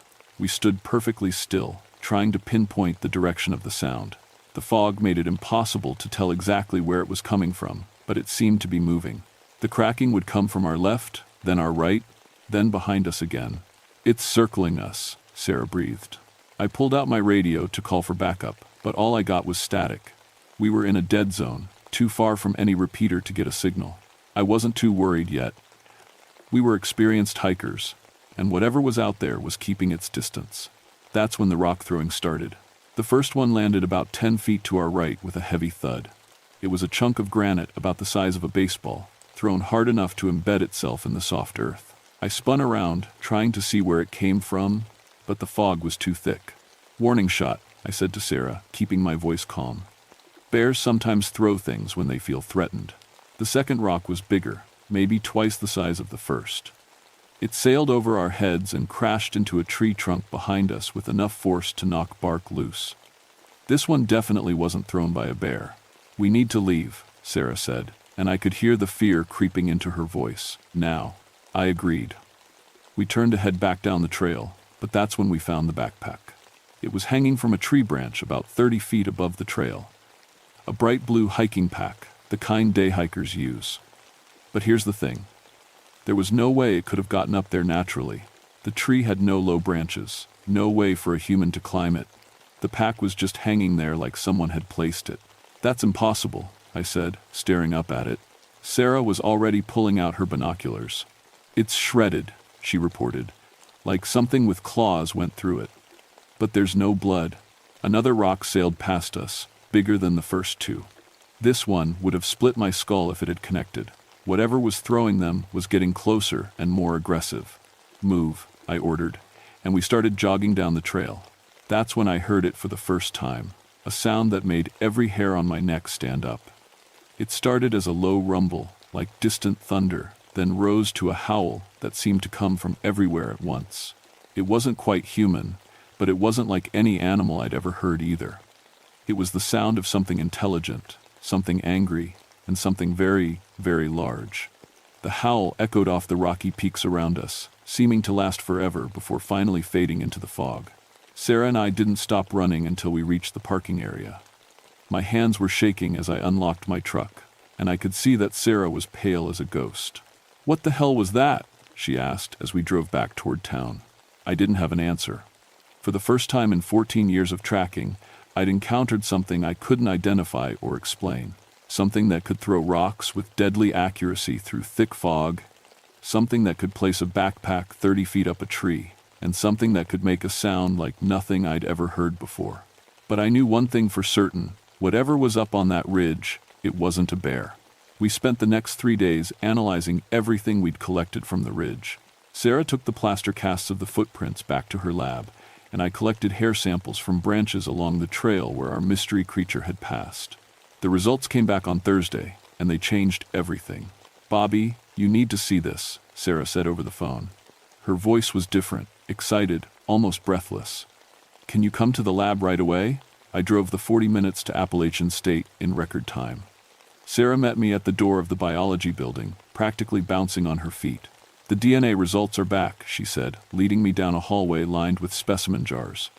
"Bobby, this is going to change everything we thought we knew about North American wildlife." She led me into her lab and pulled up a computer screen showing DNA analysis results. To me, it looked like a bunch of colored lines and numbers, but Sarah was studying it like it held the secrets of the universe. "The hair samples showed DNA from an unknown primate species," she said. "Not human, not any known ape species, but definitely in the hominid family. The closest match in our database is Gigantopithecus blacki, but that species went extinct 300,000 years ago." "What are you saying?" Sarah turned to face me, her eyes bright with excitement. "I'm saying there's a relict population of extinct hominids living in the Appalachian Mountains. Bobby, we've discovered Bigfoot." I should have been excited. This was the kind of discovery that makes careers, that gets you on National Geographic specials. But something about Sarah's enthusiasm bothered me. She was a scientist. She should have been more cautious, more skeptical. "We need more evidence," I said. "One hair sample and some tracks aren't enough." "You're right," Sarah agreed. "We need to go back up there. We need cameras, recording equipment, maybe even try to make contact." That last part made me nervous. "Contact?" "Sarah, this thing threw rocks at us. It might be dangerous." But Sarah was already planning our return trip. She talked about setting up camera blinds, about following the creature's movement patterns, about documenting its behavior. She'd gone from curious scientist to obsessed researcher in the span of 3 days. We went back up on Saturday morning, this time with a full kit of scientific equipment, trail cameras, audio recorders, night vision scopes, and enough camping gear to stay for several days if needed. The fog was lighter that morning, giving us better visibility. We made it about 2 miles up the ridge trail before we found the first sign that our creature was still active. A massive tree had been uprooted and placed across the trail like a roadblock. Not fallen, placed. The root ball was clean, like the tree had been pulled straight up out of the ground. "A black bear can't do that," I said, staring at the 6-foot diameter trunk. "Nothing can do that." Sarah was already taking pictures and measurements. "Look at this, Bobby." The tree was twisted as it was pulled up. "See the spiral pattern in the bark? Whatever did this has incredible strength and fine motor control." We climbed over the tree and continued up the trail. Every few hundred yards, we found new evidence of the creature's presence. Rocks stacked in impossible formations, tree branches broken at heights no bear could reach, and always, just at the edge of our hearing, the sound of something large moving parallel to our path. "It's following us," I said to Sarah during a rest stop. "Staying just out of sight, but definitely tracking our movement." Sarah nodded. "Intelligent behavior. It's curious about us, but maintaining a safe distance. This suggests advanced cognitive abilities." That afternoon, we set up 3 trail cameras at strategic points along the ridge. Each camera was mounted 12 feet high and designed to be triggered by movement. If our creature passed by during the night, we'd have photographic evidence. We made camp about a mile from the camera positions and settled in for the night. Sarah was still talking excitedly about our discovery, but I was feeling more and more uneasy. Something about this whole situation felt wrong, like we were being watched by something that understood exactly what we were doing. Around midnight, I was awakened by a sound I couldn't identify. It was like wood rubbing against wood, but rhythmic, almost musical. I crawled out of my tent and listened carefully. The sound was coming from the direction of our camera positions. I woke Sarah, and we grabbed our flashlights and night vision scope. The sound had stopped by the time we reached the first camera location, but what we found there made my blood run cold. The camera was gone. Not broken, not fallen, gone. The mounting bracket was still attached to the tree, but the camera had been removed so carefully that not a single wire was damaged. It was sitting on the ground 30 feet away, opened up like someone had been examining the electronics inside. "It knows what the camera does," Sarah whispered, staring at the disassembled equipment. "It understands our technology." The second camera was found in pieces, scattered across a wide area. But it was the third camera that really scared me. We found it intact, still mounted to the tree, but when we checked the memory card, there was only one image on it. The photo showed something standing directly in front of the camera, close enough that only part of its torso was visible. What we could see was covered in gray-brown hair, with skin underneath that looked almost human. But it was the size that took my breath away. The creature's chest filled the entire frame, suggesting something at least 9 feet tall. "My God," Sarah breathed, staring at the image on the camera's LCD screen. "Look at the muscle definition. The bone structure. Bobby, this is incredible." That's when we heard the howl. It came from somewhere above us on the ridge, long and mournful, but with an undertone that made my teeth ache. It was answered by another howl from the opposite direction, then another from behind us. "There's more than one," I said, my hand moving instinctively to the bear spray on my belt. The howls continued for several minutes, seeming to move in a circle around our position. It sounded like communication, like they were coordinating something. "We need to leave," I said. "Now." But Sarah was already packing up the camera equipment, her movements quick and excited. "Bobby, don't you see what this means? We're witnessing organized behavior from an unknown hominid species. This is the discovery of the century." I helped her gather the equipment, but my mind was on getting off that ridge as quickly as possible. The howls had stopped, but that somehow made me more nervous. Whatever was out there had gone silent, and in my experience, that's when predators are most dangerous. We hiked back to our campsite and packed everything as quickly as we could. The whole time, I had the feeling we were being watched from the darkness beyond our flashlight beams. Every shadow seemed to move. Every sound made me jump. Just as we were shouldering our packs, Sarah grabbed my arm. "Bobby," she whispered. "Look, 200 yards up the slope from our campsite, partially hidden behind a large boulder, something was watching us. It was tall and gray in the moonlight, standing perfectly still like a statue. Even at that distance, I could see it was massive, easily 9 feet tall, and built like a professional wrestler. We stared at it for maybe 30 seconds before it simply melted back into the shadows. One moment it was there, the next it was gone, without making a sound. "Did you see how it moved?" Sarah asked, her voice full of wonder. "Like liquid. No human could disappear that quietly." I didn't answer. I was too busy trying to control the fear that was crawling up my spine. Whatever was living up on that ridge, it was smarter than any animal I'd ever encountered. It understood our technology, it could communicate with others of its kind, and it was definitely not afraid of us. The question was, what did it want? I should have known Sarah wouldn't let it go. For the next week, she called me every day with new theories, new plans for returning to the ridge.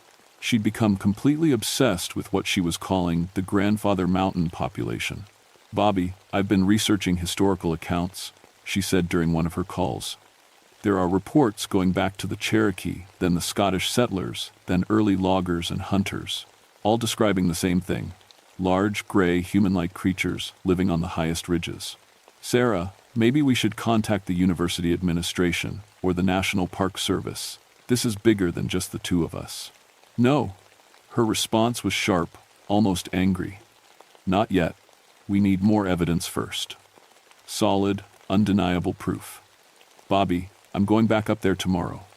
With or without you. That worried me more than anything. Sarah was a brilliant scientist, but she'd never been much of an outdoors woman. The thought of her going up on that ridge alone, especially with whatever was living up there, made my stomach clench with worry. I'll go with you, I said, but this is the last time. After tomorrow, we involve other people. We met at the trailhead just after sunrise on October 1st. The weather had turned colder, and there was frost on the ground at the higher elevations. Sarah had brought even more equipment this time. Professional-grade cameras, motion sensors, and something she called a parabolic microphone for recording distant sounds. I want to try something different today, she said as we hiked up the ridge trail. Instead of avoiding contact, I want to try to communicate. Communicate? Sarah, this isn't some gentle forest giant. This thing has been throwing rocks at people. Territorial display behavior, she said dismissively. Perfectly normal for an alpha male protecting his family group. But I think they're intelligent enough to understand non-threatening gestures. I didn't like the sound of that, but Sarah was determined. We hiked up to the area where we'd seen the creature watching us, and she began setting up what she called a contact station. Cameras positioned to record any interaction, the microphone aimed into the forest, and a cleared area where she planned to leave gifts. Gifts? Fruit, nuts, shiny objects. Things that might interest a highly intelligent primate. While Sarah arranged her scientific equipment, I did what I do best. I tracked. The creature signs were everywhere once you knew what to look for. Broken branches at impossible heights, rocks arranged in patterns that couldn't be natural, and tracks, lots of tracks, showing at least 3 different individuals. That's when I realized we weren't just dealing with one creature. We were looking at a family group, maybe even a small tribe. The tracks showed different sizes, including some that might belong to juveniles. Sarah, I called out, I think you need to see this. I'd found what looked like a shelter, a depression in the rocks partially covered by carefully arranged branches and bark. It was hidden from casual observation, but offered a perfect view of the main trail. Someone or something had been watching hikers pass by for years, maybe decades. Inside the shelter, I found things that made my skin crawl. Human items, a compass, a water bottle, a torn piece of clothing. Nothing recent, but clear evidence that these creatures had been interacting with people for a long time. Trophies, Sarah said, examining the items. Or maybe just curiosity. Primitive tool-making cultures often collect objects from more advanced societies. But it was what I found next that really scared me. Scratched into the rock wall of the shelter were marks that looked almost like writing. Not letters or symbols I recognized, but definitely purposeful marks, arranged in patterns. Sarah, we need to leave. Right now. Why? Bobby, this is exactly what I've been hoping to find. Evidence of culture, of intelligence, of... A rock the size of a softball slammed into the ground 3 feet from where Sarah was kneeling. We both spun around, but there was nothing to see except empty forest. Warning, I said, grabbing Sarah's arm. It doesn't want us here. Another rock, this one larger, crashed into a tree trunk next to us with enough force to split the bark. The message was clear. Leave now or face the consequences. But instead of retreating, Sarah stood up and called out into the forest. We're not here to hurt you, we just want to understand. The response was immediate and terrifying. A howl erupted from somewhere close by, but it was unlike the ones we'd heard before. This one was full of rage, a sound that seemed to come from something barely in control of its fury. Then it stepped out of the trees. 9.5 feet tall, covered in gray-brown hair, built like a mountain of muscle and bone. Its face was almost human, but not quite. The brow ridge too pronounced, the jaw too heavy, the eyes too intelligent for any animal. It stood perfectly upright, balanced and controlled, studying us with an expression I can only describe as contempt. Magnificent, Sarah whispered, raising her camera. The creature's eyes fixed on the camera, and its expression changed from contempt to pure rage. It opened its mouth and let out another howl, this one so loud and deep that I felt it in my chest like a physical blow. Don't move, I whispered to Sarah, but she was already stepping forward, camera still raised. It's okay, she called out to the creature. We're friends. We just want to learn about you." The creature took a step toward us, and I could smell it now, a wild, musky odor that made my nose burn. Its hands were easily twice the size of a human's, with fingers that could probably crush bones without effort. "Sarah, step back." Slowly. But Sarah was in full scientist mode now, completely focused on the creature. "Look at the muscle definition," she said, still taking pictures. "The adaptive features for high-altitude living. Bobby, this is the most important discovery in modern anthropology." That's when two more creatures emerged from the trees behind the first one. Smaller, but still massive by human standards. A family group, just like Sarah had predicted. The alpha male, because that's clearly what the first one was, looked back at the others, then at us. Some kind of communication passed between them, something I couldn't understand, but that made the hair on my neck stand up. "Sarah, we need to go, now. Just a few more pictures," she said, but her voice was starting to shake. Even she was beginning to realize how much danger we were in. The alpha male took another step forward, and I could see its eyes clearly now. They were brown, almost human, but with an intelligence that was alien and cold. It was studying us, deciding something. That's when I remembered the stories my great-great-grandfather used to tell about the gray man of the ridges, and how the old Highlanders had learned to avoid certain areas, certain times of year. How they'd left offerings on the high peaks and stayed away during the mating season. "Offerings," I whispered. I slowly reached into my pack and pulled out my lunch, sandwiches, fruit, and a thermos of coffee. Moving as carefully as I could, I set them on the ground between us and the creature, then stepped back. The alpha male looked at the food, then at me. For a moment, something almost like understanding passed between us. Then Sarah's camera flash went off. The creature's reaction was explosive. It roared again, but this time the sound was pure fury. It grabbed a dead tree trunk, easily 200 pounds of wood, and hurled it at us like a spear. I tackled Sarah and rolled us both behind a boulder, just as the tree crashed into the spot where we'd been standing. The impact was so violent it shook the ground. "Run," I gasped, pulling Sarah to her feet.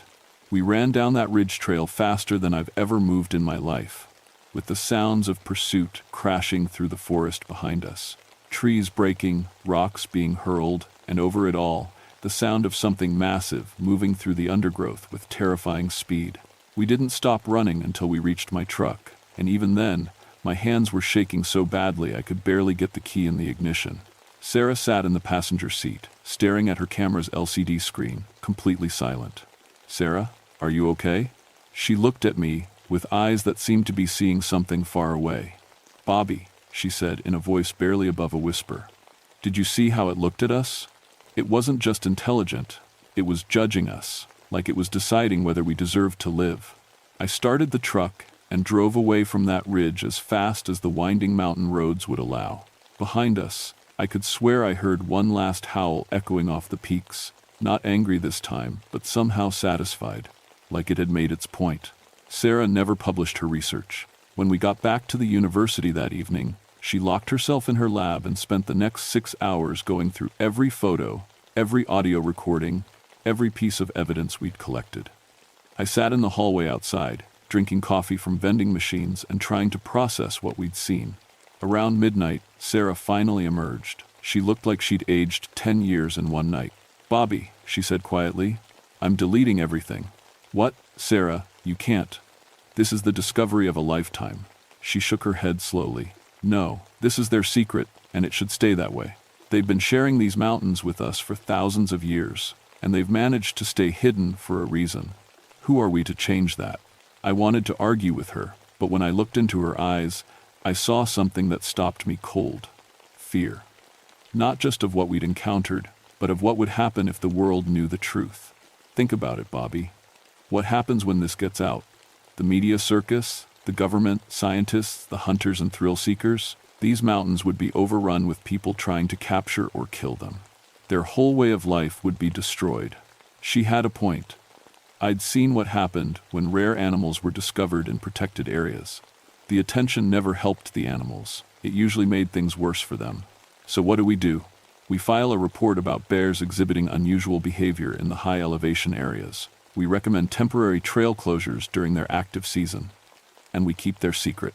The official report I filed with the Park Service described an aggressive black bear displaying territorial behavior above 5,000 feet elevation. I recommended seasonal closures of certain ridge trails and defy, increased bear safety protocols for hikers. The recommendations were accepted without question. Dr. Sarah Fleming left Appalachian State 2 weeks later.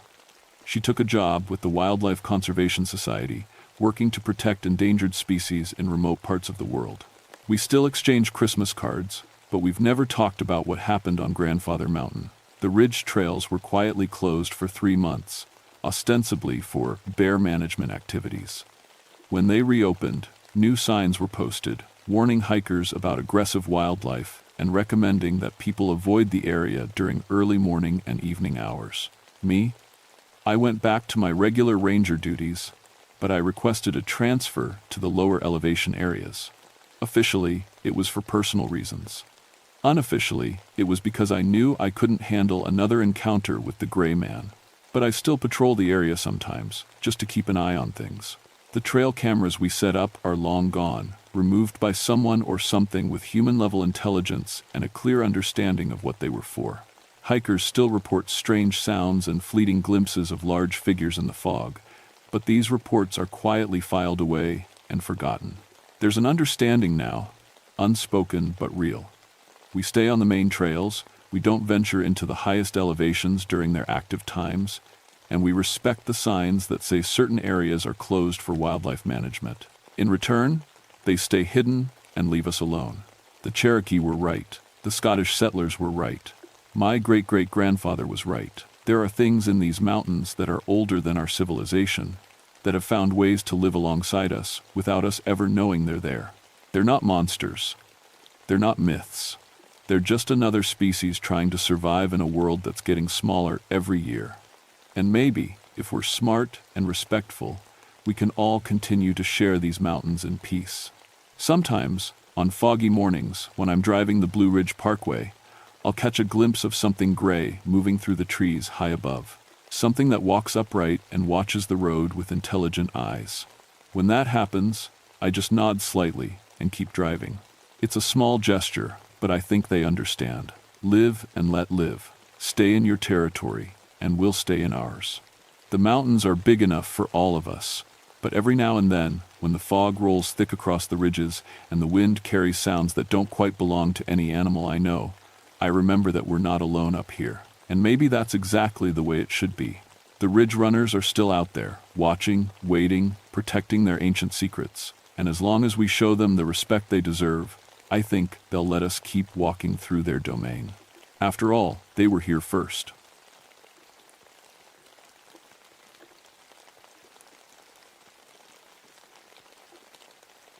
My name is Michael O'Brien, but everyone calls me Mick. I've been a park ranger for 20 years now, watching over the George Washington National Forest in Virginia. Most of that time, I've spent my summers alone in fire towers, looking for smoke on the horizon. People think it's lonely work, but I like the quiet. Up there, it's just me, my radio, and miles of green mountains stretching in every direction. My job is simple: spot fires before they get big, call them in, and help coordinate the crews who put them out. I'm 46 years old, and I know these mountains better than I know my own reflection. I can tell you where lightning will strike just by watching the clouds. I can smell a campfire from 3 miles away. And I can look at smoke and tell you exactly what's burning pine, oak, or someone's illegal trash pile. Before I became a ranger, I was a volunteer firefighter back in my hometown.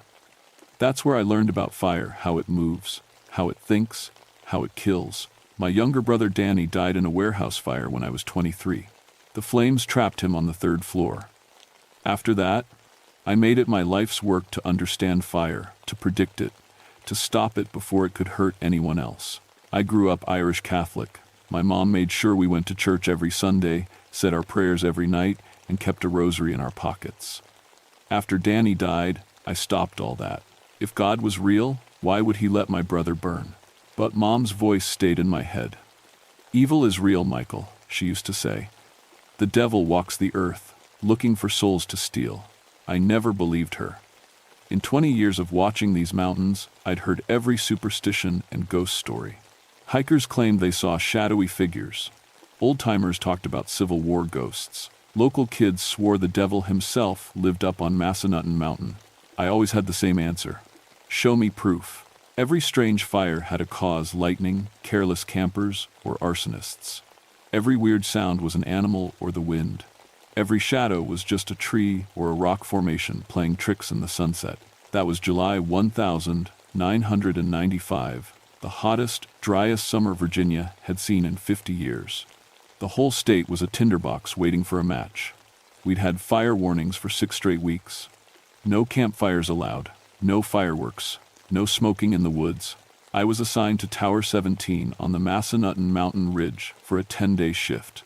It's the highest point in that section of the forest, just me, a tiny cabin, and a glass observation room at the top of a 70-foot steel tower. The ridge is an ugly place. Most of the forest is beautiful: tall oaks, cool streams, soft moss. But up on Appalachian, everything looks sick. The pines are stunted and twisted. The rocks jut out of the ground like broken bones. Lightning has killed so many trees that whole sections look like a graveyard of blackened trunks.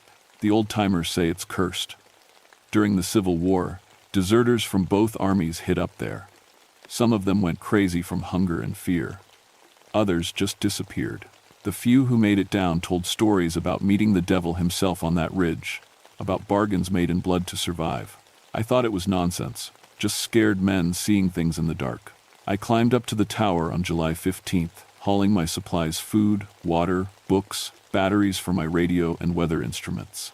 The temperature was already 95 degrees, and it wasn't even noon.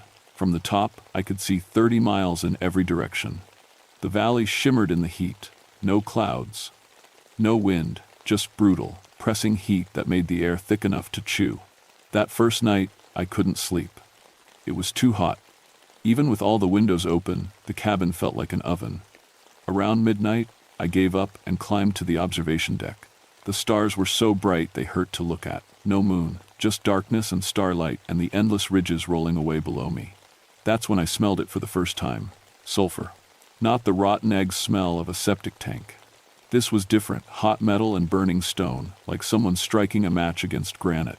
I checked my instruments. No volcanic activity in Virginia. No gas leaks possible up here. No industrial plants within 100 miles. The smell faded after a few minutes. I figured it was my imagination, or maybe some weird chemical reaction in the rocks caused by the heat. I should have known better. The lightning started on day 3. I woke up at dawn to a sky that looked wrong. The clouds were too dark, too low, and they moved in ways clouds shouldn't move, swirling in circles, dropping down like fingers reaching for the ground. My weather radio crackled to life. Tower 17, this is Central. We're showing a severe thunderstorm cell moving into your sector. High winds, heavy lightning activity. Stay inside and off the tower. Copy that, Central, I said, watching the storm roll toward me like a black wall. The first lightning bolt hit a pine tree half a mile away. I saw the flash, counted the seconds: 1 Mississippi, 2 Mississippi, and heard the thunder crack like a gunshot. Fire bloomed where the tree stood. Orange flames climbed up the trunk, catching on the dry needles. I grabbed my radio. Central, this is Tower 17, lightning strike, Sector 4, grid reference Baker 7, single tree, fire spreading to ground cover. Copy, 17, dispatching suppression crew. More lightning. Strike after strike, so fast I couldn't count them. Each bolt hit a different tree, and each tree caught fire instantly. Within 10 minutes, I had 5 separate fires burning in my sector. Central, this is 17. Multiple strikes, multiple fires. I need all available crews. The radio hissed static. Then a voice I didn't recognize came through, deep and wrong, speaking words that sounded like Latin. Central, I said, say again, you're breaking up. More static. Then the normal dispatcher came back. 17, say again. We didn't copy your last. I reported the fires again. They sent 3 crews. But as I watched through my binoculars, something strange happened. The fires weren't spreading the way fire should spread. Fire follows fuel, wind, and gravity. It burns uphill because heat rises, but it needs wind or fuel to move. These fires were burning upward against the wind. They were climbing rock faces where there was nothing to burn. They were moving in straight lines, like someone was painting them across the mountain. I called it in. Central, we've got unusual fire behavior. Flames moving against wind direction. Possible atmospheric conditions causing updrafts. Copy, 17. Crews are on scene. They'll assess and advise.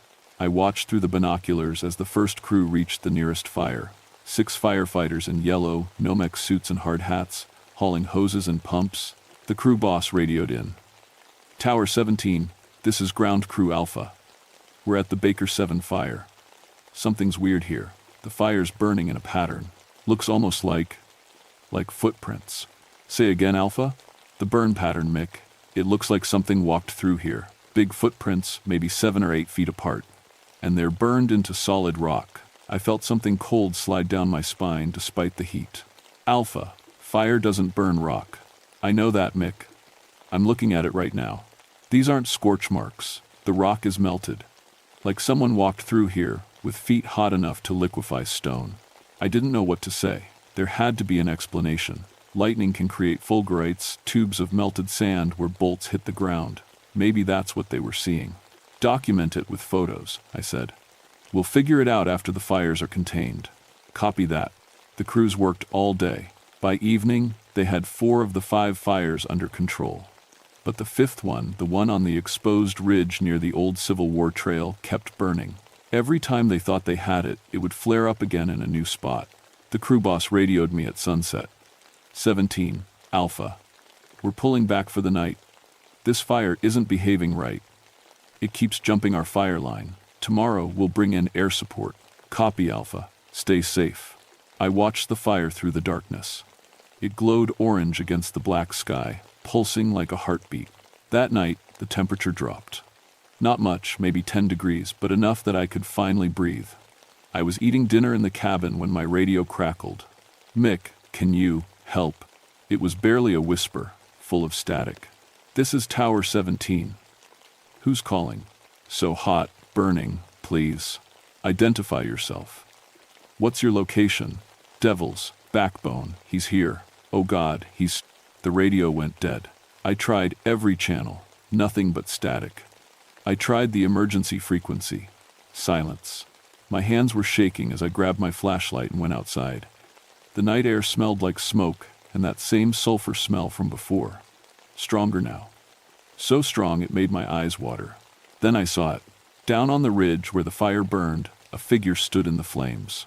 It was too far away to see clearly, but I could make out the shape tall, man-like, but wrong. Too tall. The proportions weren't right. And it stood in the middle of the fire like the flames were cool water. I grabbed my binoculars. Through the lenses, I saw it clearly. A humanoid shape, at least 7 feet tall, with skin that looked like burned leather. It had no face I could recognize, just shadows where eyes should be, and something that might have been horns curving back from its skull. And it was looking at me. Even across the distance, even through the darkness and smoke, I felt its eyes on me. Cold eyes that saw right through my skin to something deeper. Then it smiled. I stumbled backward, dropping the binoculars. When I looked again with my naked eyes, the figure was gone. But the fire had spread. It now burned in a shape I recognized from my Catholic childhood, from the books my mother made me study. A pentagram. The fire was burning in a perfect 5-pointed star on the mountainside. I didn't sleep that night. I sat in the observation deck with every light on, watching the star-shaped fire burn below. It didn't spread beyond its pattern. It just burned and burned, feeding on nothing I could see. At dawn, 3 helicopters arrived carrying water buckets. I watched them dump thousands of gallons on the fire. The flames hissed and steamed, but they didn't go out. Within an hour of the helicopters leaving, the fire was burning again, exactly as bright as before. The incident commander called me on the radio. Tower 17, this is Icy Garcia. We need you to hike down and assess the fire up close. Something's interfering with our normal suppression methods. You want me to go into that? I said, staring at the star burning on the ridge. You're our best fire behavior analyst, Mick. If anyone can figure this out, it's you. Take a radio and a GPS. Document everything. We need to understand what we're dealing with. I didn't want to go. Every instinct screamed at me to stay in the tower, lock the door, and wait for this nightmare to end. But I'd spent 20 years training for situations like this. I was the expert. I had to go. I packed my gear, fire shelter, GPS, camera, extra batteries, water, and the old rosary my mother gave me. I hadn't carried it in years, but something made me slip it into my pocket. The hike down took an hour. As I got closer to the fire, the temperature climbed. By the time I reached the ridge, it was over 120 degrees. The air was so hot it hurt to breathe. The fire burned in a perfect circle around the star pattern. Inside the circle, the ground was black and melted. Rocks had liquefied and resolidified into strange shapes. Trees were reduced to ash, but the ash hadn't blown away. It stood in perfect tree shapes, like gray ghosts. And everywhere, those footprints. They were burned into solid stone, each one 8 feet from the last. I measured them. Each print was 3 feet long and shaped like a cloven hoof. I took photos, I collected samples of the melted rock, I documented everything, trying to think like a scientist, not like a terrified human being. That's when I found the crew member. His name was Rodriguez. I'd known him for 5 years, good kid, 24 years old, studying forestry at Virginia Tech. He'd been with Ground Crew Alpha.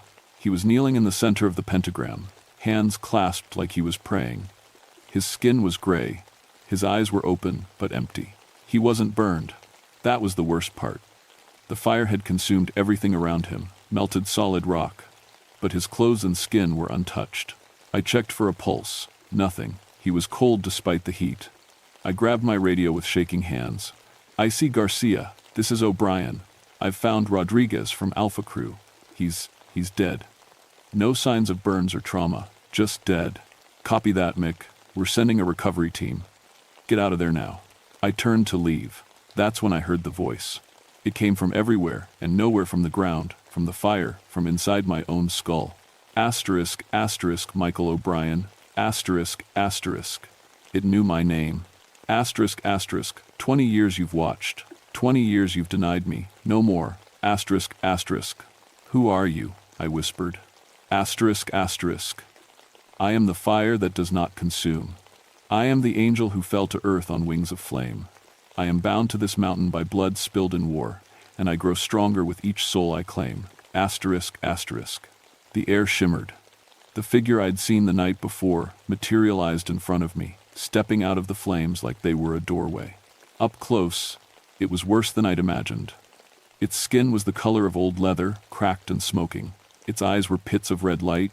The horns were real black and curved, growing from a skull that was too long, too sharp. Asterisk, asterisk, your brother burned. Asterisk, asterisk, it said. Asterisk, asterisk, Danny. I felt his soul scream as the flames took him. Such exquisite pain. Asterisk, asterisk. "Shut up," I said, backing away. "You don't know anything about my brother." Asterisk, asterisk, I know everything about fire, Michael. I am fire. I am the light that burns in hell, and this mountain is mine. Asterisk, asterisk. It stepped toward me. Where its hooves touched the ground, the stone melted. I did the only thing I could think of. I pulled out my mother's rosary and held it up. Asterisk, asterisk, back off. Asterisk, asterisk, I said. "In the name of God, leave this place." It laughed. The sound was like trees splitting in a forest fire. Asterisk, asterisk, your God abandoned me long ago. Why would he answer you? Asterisk, asterisk. But it stopped walking. The rosary's silver cross caught the sunlight, and where the light touched the creature, its skin smoked. Asterisk, asterisk, you cannot destroy me. Asterisk, asterisk, it said. Asterisk, asterisk, I am bound here, but I am eternal. One day you will die, Michael O'Brien, and I will still be here, feeding on the souls who dare walk my mountain. Asterisk, asterisk. If you're so powerful, I said, my voice shaking, why are you trapped here? Its eyes flared brighter. Asterisk, asterisk, the blood of 1,000 soldiers soaked this ground. Their dying prayers created a cage I cannot break. But I can reach beyond these ridges now. The drought has made everything dry, everything ready to burn. I will spread my fire across these mountains, and with each soul I take, my prison weakens. Asterisk, asterisk. It raised one hand. The fire around us surged higher, forming a wall. The heat was unbearable. My skin felt like it was peeling. Asterisk, asterisk. Goodbye, Ranger. Thank you for the company. Asterisk, asterisk. I ran. The fire chased me, moving faster than any natural fire could move. It jumped from tree to tree, cutting off my escape routes. I could hear that terrible laughter behind me. I prayed. For the first time in 20 years, I prayed. Not the formal prayers my mother taught me, but desperate, gasping pleas. Please, God, please. I'm sorry. I'm sorry I stopped believing. Please don't let me die like Danny. Please. I burst out of the fire line into a cleared area. Behind me, the flames hit an invisible barrier and stopped, piling up like water against glass. I didn't stop running until I reached the base of my tower. Only then did I turn and look back. The fire still burned in its star pattern, but the figure was gone. In its place, written in flames across the mountainside, were words in Latin. I took a photo. Later, a priest would translate them for me. Until we meet in flame. The incident commander ordered a full evacuation of all personnel from Appalachian Mountains. Fire crews pulled back. Helicopters stopped flying. They were going to let it burn. But I knew it wouldn't just burn out. That thing, that fallen angel, that demon, whatever it was, would keep spreading its fire. It would reach the valley towns. Hundreds of people would die. I hiked back up to Tower 17. I.C. Garcia tried to stop me over the radio. Mick, you're ordered to evacuate. That fire is unstable. That fire is going to kill people, I said. I'm going to stop it. How? We've tried everything. Water doesn't work. Fire retardant doesn't work. It's burning in defiance of physics. I know, I said. That's because it's not a normal fire. I didn't tell him what I'd seen. He wouldn't have believed me. Hell, I barely believed it myself. Back in the tower, I searched through the books I'd brought, fire behavior manuals, forest histories, local folklore collections. In one old book about Civil War deserters, I found a passage. Asterisk. The men spoke of a devil on the mountain, a burning creature that offered them survival in exchange for their souls. Those who refused were found dead with no marks upon them. Those who accepted were never seen again. Asterisk. The book was dated 1863. The author was a Confederate chaplain who'd interviewed the deserters. On the next page was a hand-drawn symbol, a 5-pointed star surrounded by Latin text. Below it, a note. Protection against the fire devil. Must be drawn with blessed water and renewed each day. I had holy water. Not much, just a small vial my mother had given me years ago, blessed by our family priest. I'd kept it more out of sentimentality than faith. Now it might be the only thing that could save me. As the sun set, the fire on the ridge blazed brighter. It had grown beyond the pentagram, spreading in spiral patterns that made no sense. I could see the figure walking through it, growing larger with each passing hour. It was feeding on the fire, getting stronger. At midnight, it appeared at the base of my tower. I saw it through the observation deck, windows 7 feet tall, horns scraping the steel beams as it climbed the ladder. I grabbed the holy water and drew the protective symbol on the floor. The walls, the ceiling. My hands shook so badly I could barely hold the vial. The ladder creaked. It was climbing up. Asterisk, asterisk, Michael. Asterisk, asterisk, its voice boomed. Asterisk, asterisk, let me in. We have unfinished business. Asterisk, asterisk. You can't come in here, I shouted. This tower is protected. Asterisk, asterisk. Protected by what? Your fear? Your doubt? You don't even believe in the God who blessed that water. Asterisk, asterisk. It was right. I didn't believe. Not really. I was going through the motions, trying to remember my mother's prayers. The door handle turned. I grabbed my mother's rosary and held it tight. God, I whispered. I don't know if you're real. I don't know if you care, but my mom believed. Danny believed. If you're there, help me. The door flew open. The creature filled the doorway, too large for the frame. It had to duck to fit inside. Its skin glowed with internal fire. Asterisk, asterisk. Last chance, Michael. Join me. Serve me. I will make you powerful beyond imagination. You'll never feel pain, never know death. Never asterisk, asterisk. No, I said. It smiled, that terrible smile. Asterisk, asterisk, then burn. Asterisk, asterisk. It reached for me. Its hand was like a furnace. I threw the remaining holy water directly at its face. The creature screamed. Not a human scream, a sound like metal tearing, like forests dying, like 1,000 voices crying out in agony. Steam erupted where the water hit its skin. The flesh bubbled and peeled back, revealing something underneath that hurt to look at. Pure light. Twisted and corrupted. Asterisk, asterisk, what have you done? Asterisk, asterisk, it shrieked. I remembered, I said. Faith isn't about knowing. It's about hoping. About trusting. My mom had faith. Danny had faith. And maybe that's enough. And I have, see you. The protective symbols I'd drawn began to glow. Not bright, just a soft silver light, like moonlight on water. The creature stumbled backward, hitting the doorframe. Where its skin touched my symbols, it burned. Asterisk, asterisk, this isn't over. Asterisk, asterisk, it hissed. Asterisk, asterisk, I am bound here. I will wait. I will always wait. Asterisk, asterisk. It fell backward off the tower. I ran to the window and watched it plummet 70 feet to the ground. It landed in a crouch, unhurt. Then it turned and walked into the fire. The moment it disappeared, every fire on the mountain went out, just stopped burning. 1 second there were walls of flame. The next there was nothing but smoke and darkness. It started to rain. Heavy, drenching rain that hadn't been in any weather forecast. The drought broke that night. The official report blamed the unusual fire behavior on rare atmospheric conditions caused by the drought.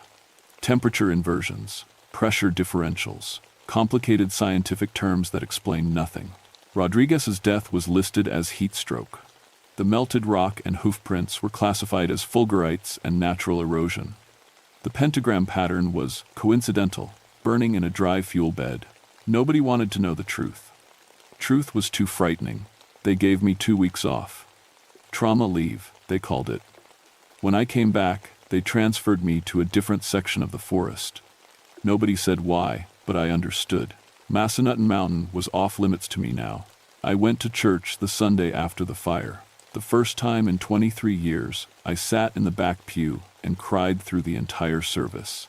The priest found me afterward. His name was Father Murphy, and he'd known my mother. I heard about what happened, he said quietly, on the mountain. The official report says, I know what the official report says. I also know what you saw. There are places in this world where evil has taken root, places consecrated by blood and death. The devil doesn't need an invitation to those places. He's already there. Is it gone? I asked. Father Murphy shook his head, bound, weakened, but not gone. It will wait. Michael, it's patient. Evil always is. He gave me a new rosary, blessed with oil from Rome. I've carried it every day since. I still work as a park ranger, but I won't go near Massanutten Mountain.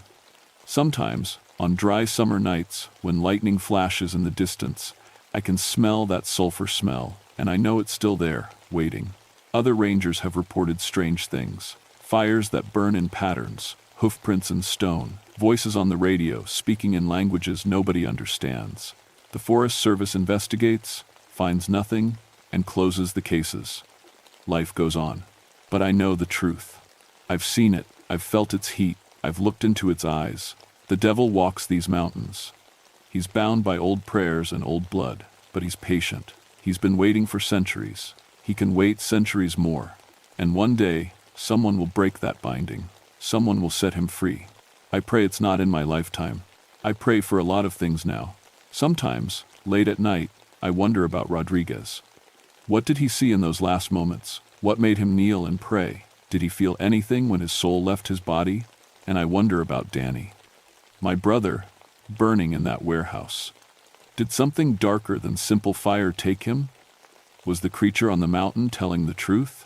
I'll never know. What I do know is this. Evil is real. It walks the earth. It waits in dark places. And sometimes, no matter how much we know about fire, about science, about the natural world, sometimes the supernatural breaks through. I go up in fire towers still. I watch for smoke. I call in strikes. I coordinate crews. But I also carry holy water now. I pray every night. And I never, ever go near Massanutten Mountain. Because the devil's still there, on his backbone of stone and ash, waiting.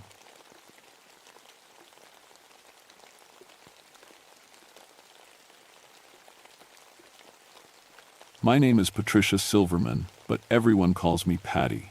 I've been a park ranger here in the Cherokee National Forest for 16 years now. Most people think rangers just walk trails and tell tourists not to feed the bears. That's part of it, sure, but my real job is cultural resource management.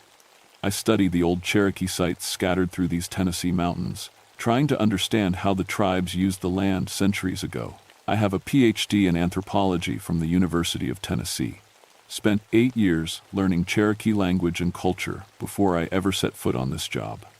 The tribal elders respect me because I listen more than I talk. That matters here in the Unicoi Mountains, where every rock pile and creek bend has a story. My specialty is acoustic research. Sounds boring, right? Actually, it's fascinating.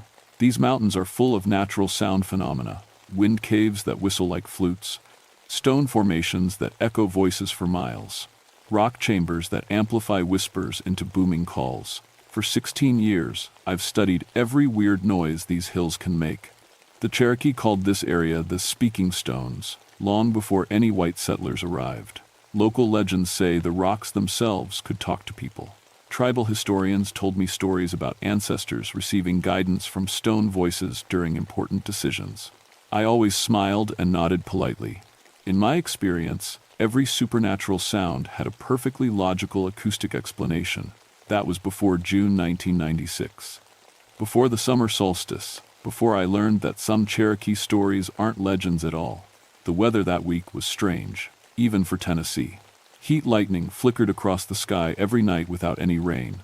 The air felt thick and electric, like the mountains themselves were holding their breath. Animals acted nervous. Birds stopped singing during the day. Deer gathered in unusual groups along the ridgelines, watching the valleys below with alert ears. I was stationed at Research Point 7, an old quarry site about 20 miles from the Cherokee Reservation. The quarry had been abandoned since the 1942, leaving behind a natural stone amphitheater carved into the mountainside. Perfect acoustics. The Cherokee had used this spot for ceremonies long before anyone started digging rock for road construction. My equipment was simple but effective. Digital recording devices, seismic sensors, frequency analyzers, weather monitoring stations. I'd been documenting natural sound patterns here for 3 months, building a database of normal acoustic activity. The goal was to separate natural phenomena from cultural interpretations. The stones themselves were remarkable. Limestone and sandstone formations created by millions of years of water flow. Some stood 20 feet tall, arranged in rough circles like ancient monuments.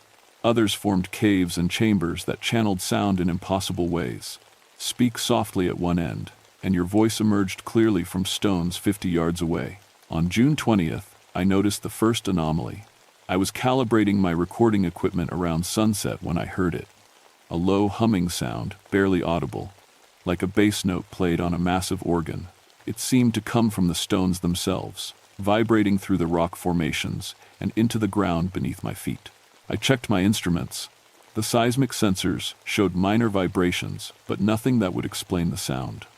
Wind readings were nearly zero. No aircraft overhead.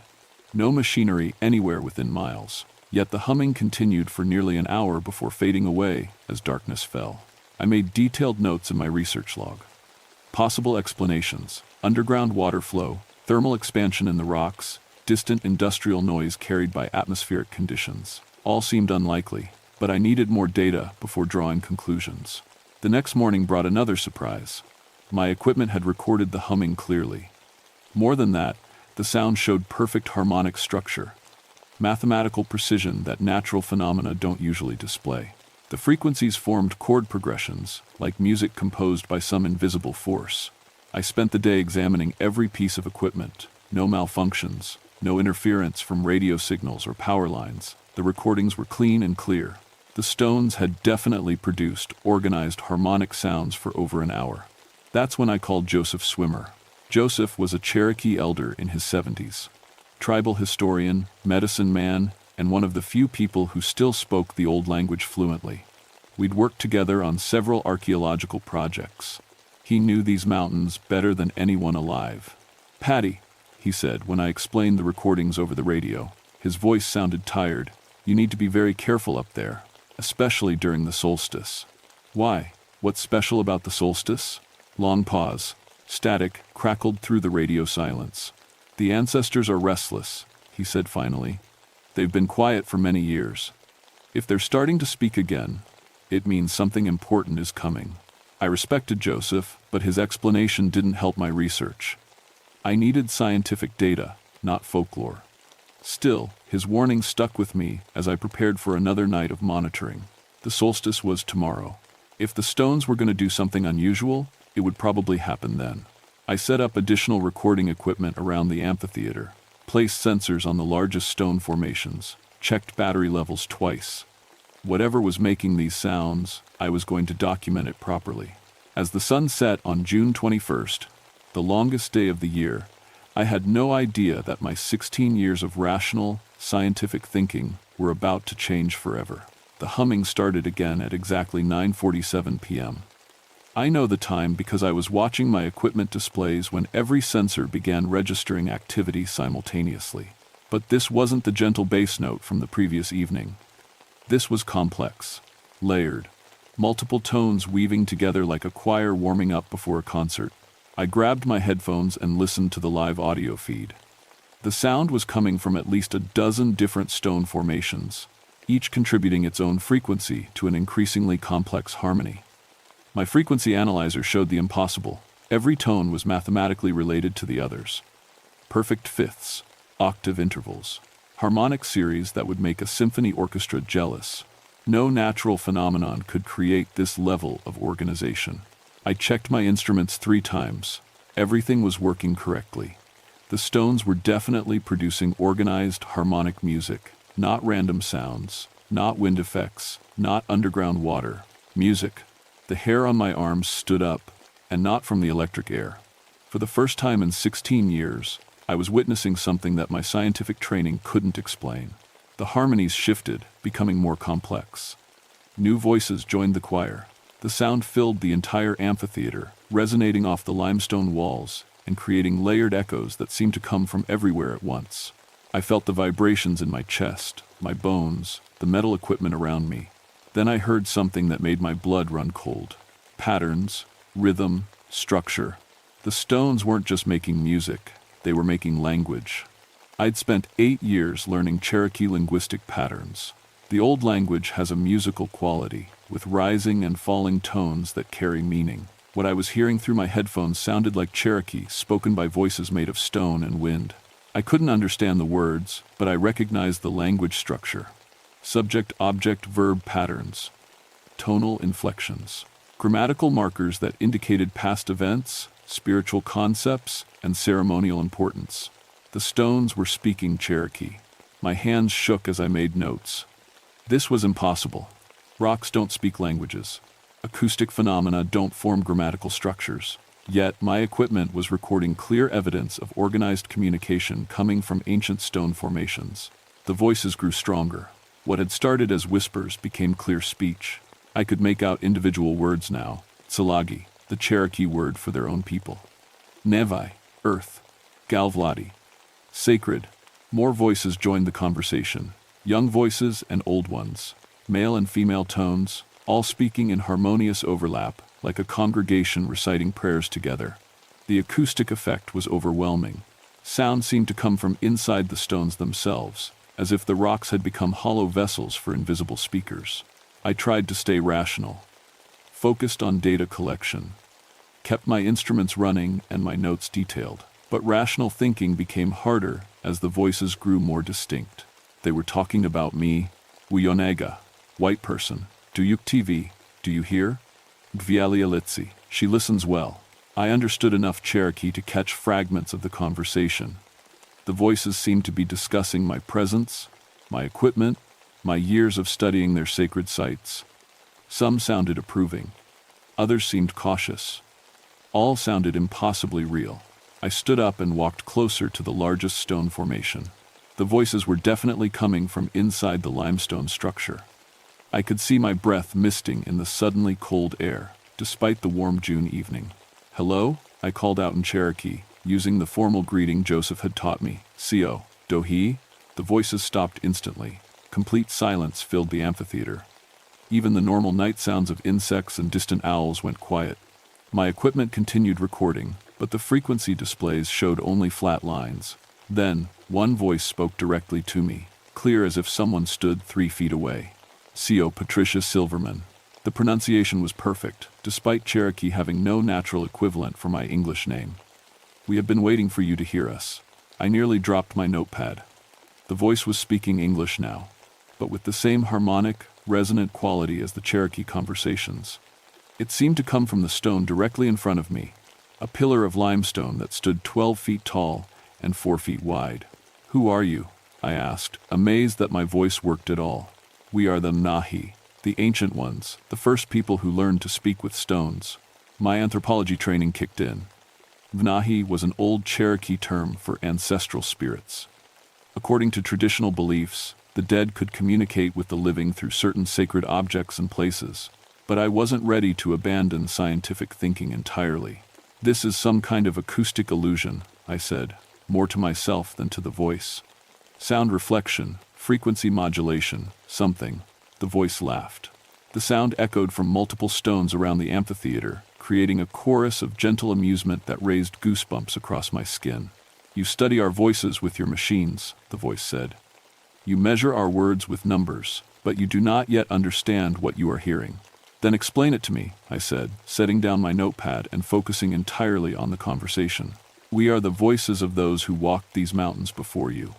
Cherokee, who lived here, hunted here, conducted ceremonies here for 1,000 years. When our bodies returned to earth, our spirits remained connected to the sacred stones." I wanted to argue, to point out the logical impossibilities, but my equipment was recording every word with crystal clarity. This wasn't hallucination or imagination. Something was definitely communicating with me through these stone formations. "Why now?" I asked. "Why are you speaking to me?" "Because you listen with respect," the voice replied. "Because you learned our language and our customs before judging our beliefs. And because danger comes, that requires the help of both spirits and living people." "What kind of danger?" The voice paused. Other whispers started up around the amphitheater, multiple conversations in Cherokee that I couldn't follow. The harmonies grew more complex, more urgent. "Men will come soon," the voice said finally. "Men who wish to destroy this place. They will bring machines to break the stones and silence our voices forever. You must help us prevent this." "What men? What are you talking about?" But the voices were already fading. The harmonies dissolved into single tones, then into whispers, then into silence.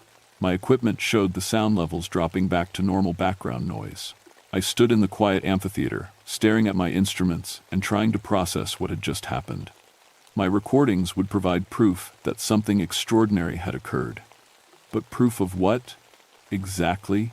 I just had a conversation with voices claiming to be Cherokee ancestral spirits. They'd warned me about some unspecified threat to this sacred site, and despite my scientific training, I couldn't think of any rational explanation for what I'd experienced. The worst part? Deep down, I believed every word they'd said. I didn't sleep that night. I sat in my camp chair, headphones on, monitoring for any return of the stone voices. My equipment hummed quietly in the darkness. The normal sounds of the mountain night seemed unnaturally loud after the profound silence that followed my conversation with the Nvinahi. Around 4 a.m., I radioed Joseph Swimmer. "Joseph, it's Patty. I know it's early, but I need to ask you something." Static crackled for a moment before his voice came through, alert despite the hour. "You heard them, didn't you? The ancestors. How did you know?" "Because I felt them stirring yesterday. Their energy has been building for weeks. The stones have been calling to me in my dreams." He paused. "What did they tell you?" I described the entire encounter, the harmonious voices, the Cherokee conversations, the warning about men coming to destroy the site. Joseph listened without interruption, occasionally making soft sounds of acknowledgement in Cherokee. "They spoke truth," he said when I finished. 3 days ago, the tribal council received a letter from a mining company.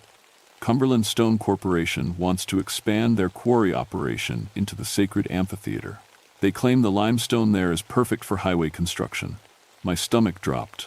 The state would never allow that. This area is protected. The company has lawyers.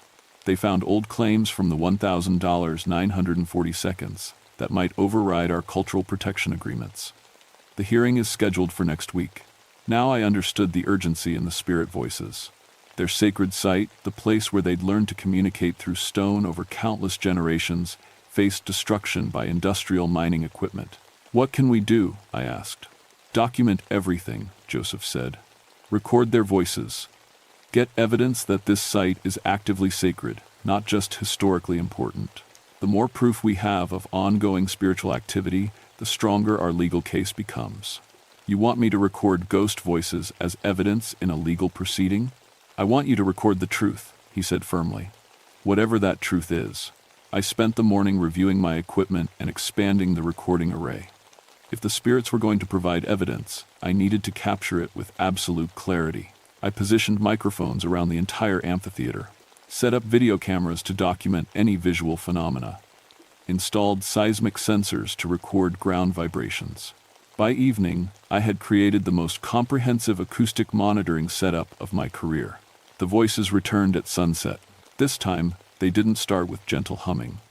The stones erupted into full conversation immediately, as if dozens of Cherokee speakers had suddenly materialized throughout the amphitheater. Men, women, children, elders, all talking at once in overlapping discussions. I scrambled to monitor multiple recording channels simultaneously. The conversations were happening too fast for me to follow, but certain phrases kept repeating. Mvedagi, USD. The White Mountain, Tsunsdi Ale Mve Hai, Rabbit and Earth, Galvladi Degataga. Sacred places. Then I heard something that chilled me to the bone. Children's voices. Young Cherokee children, speaking in the old language, their words carrying the musical laughter of kids at play. According to tribal history, children had often participated in stone-speaking ceremonies, learning to communicate with ancestral spirits as part of their cultural education. These children had died decades ago, maybe centuries ago, but their voices rang clear and joyful through the limestone formations, as if death was just another kind of distance they could speak across. "Patty," called the familiar voice from the large pillar. "Come closer, we have much to show you." I walked to the center of the amphitheater. The voices swirled around me like a gentle storm. Cherokee words creating patterns of meaning I could almost understand. "Place your hands on the stone," the voice instructed. I hesitated. My scientific training warned against contaminating the experiment, but my 16 years in these mountains told me to trust what I was experiencing. I pressed my palms against the limestone surface. The world exploded into vision. Suddenly, I could see the amphitheater as it had existed centuries ago. Cherokee families gathered around small fires, children learning songs from their grandparents, medicine men conducting ceremonies that connected the living with the spirits of the dead. I watched generations of people coming to this place to seek guidance from the Envanahi, saw the careful rituals that maintained the connection between stone voices and human ears, witnessed the profound respect with which the Cherokee treated this sacred site. Then the visions changed. I saw white settlers arriving, saw the Cherokee being forced from their ancestral lands, watched as the sacred sites were abandoned, the ceremonies forgotten, the connections between worlds slowly weakening. But through it all, the stones remembered, the spirits remained, waiting patiently for someone who could hear them again. "Now you understand," the voice said as the visions faded. "This place is not just sacred because our ancestors used it. It is sacred because we are still here." I pulled my hands back from the stone, gasping. The amphitheater looked normal again, but I felt fundamentally changed. The boundary between scientific observation and spiritual experience had dissolved completely. "The mining company," I said. "What happens if they destroy the stones?" "We will be silenced forever," the voice replied, and now I could hear the sadness in its harmonic tones. "Our connection to this world will be broken. The knowledge we carry, the guidance we offer, the protection we provide, all lost."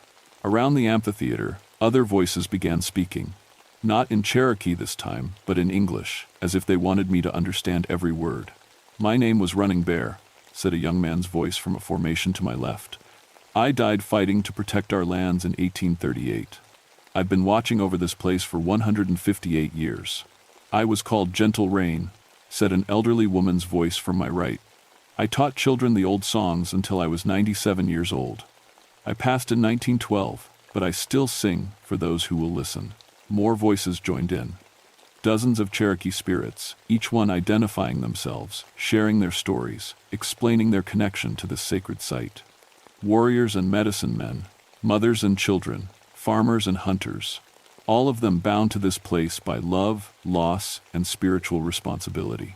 "We are the guardians," said the original voice. "We watch over the living Cherokee. We guide them through difficulties. We preserve the knowledge that might otherwise be forgotten. But if the stones are destroyed, then we become truly dead," the voice said simply. "And our people lose their connection to everything that came before."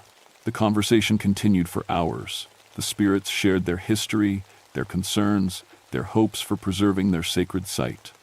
They spoke of modern Cherokee who still visited the amphitheater secretly, seeking guidance and spiritual connection. They described their role as protectors, warning the living about dangers, helping lost travelers find their way home. Most importantly, they gave me specific information about the mining company's plans, details that could only be obtained through supernatural awareness. Cumberland Stone Corporation intended to begin excavation in 10 days. They planned to work at night to avoid public attention. Their equipment would arrive from a staging area 15 miles north, using old logging roads to bypass the main park entrances. "How do you know all this?" I asked. "We hear everything that happens on our mountain," the voice replied. "We see through the eyes of animals. We listen through the wind in the trees. Nothing occurs here without our knowledge." As dawn approached, the voices began to fade. But before they disappeared completely, the original speaker gave me one final instruction. "Bring Joseph Swimmer tomorrow night," the voice said. "We will need his help for what comes next." "What comes next?" "The final proof," the voice said. "Evidence that even lawyers cannot argue against." The stones fell silent as the sun rose over the Unicoi Mountains. I sat surrounded by my recording equipment, overwhelmed by what I'd experienced. My instruments had captured every word, every harmony, every impossible conversation. I had evidence of active spiritual presence at the sacred site, but I also had something more disturbing: detailed advance knowledge of a mining company's illegal excavation plans.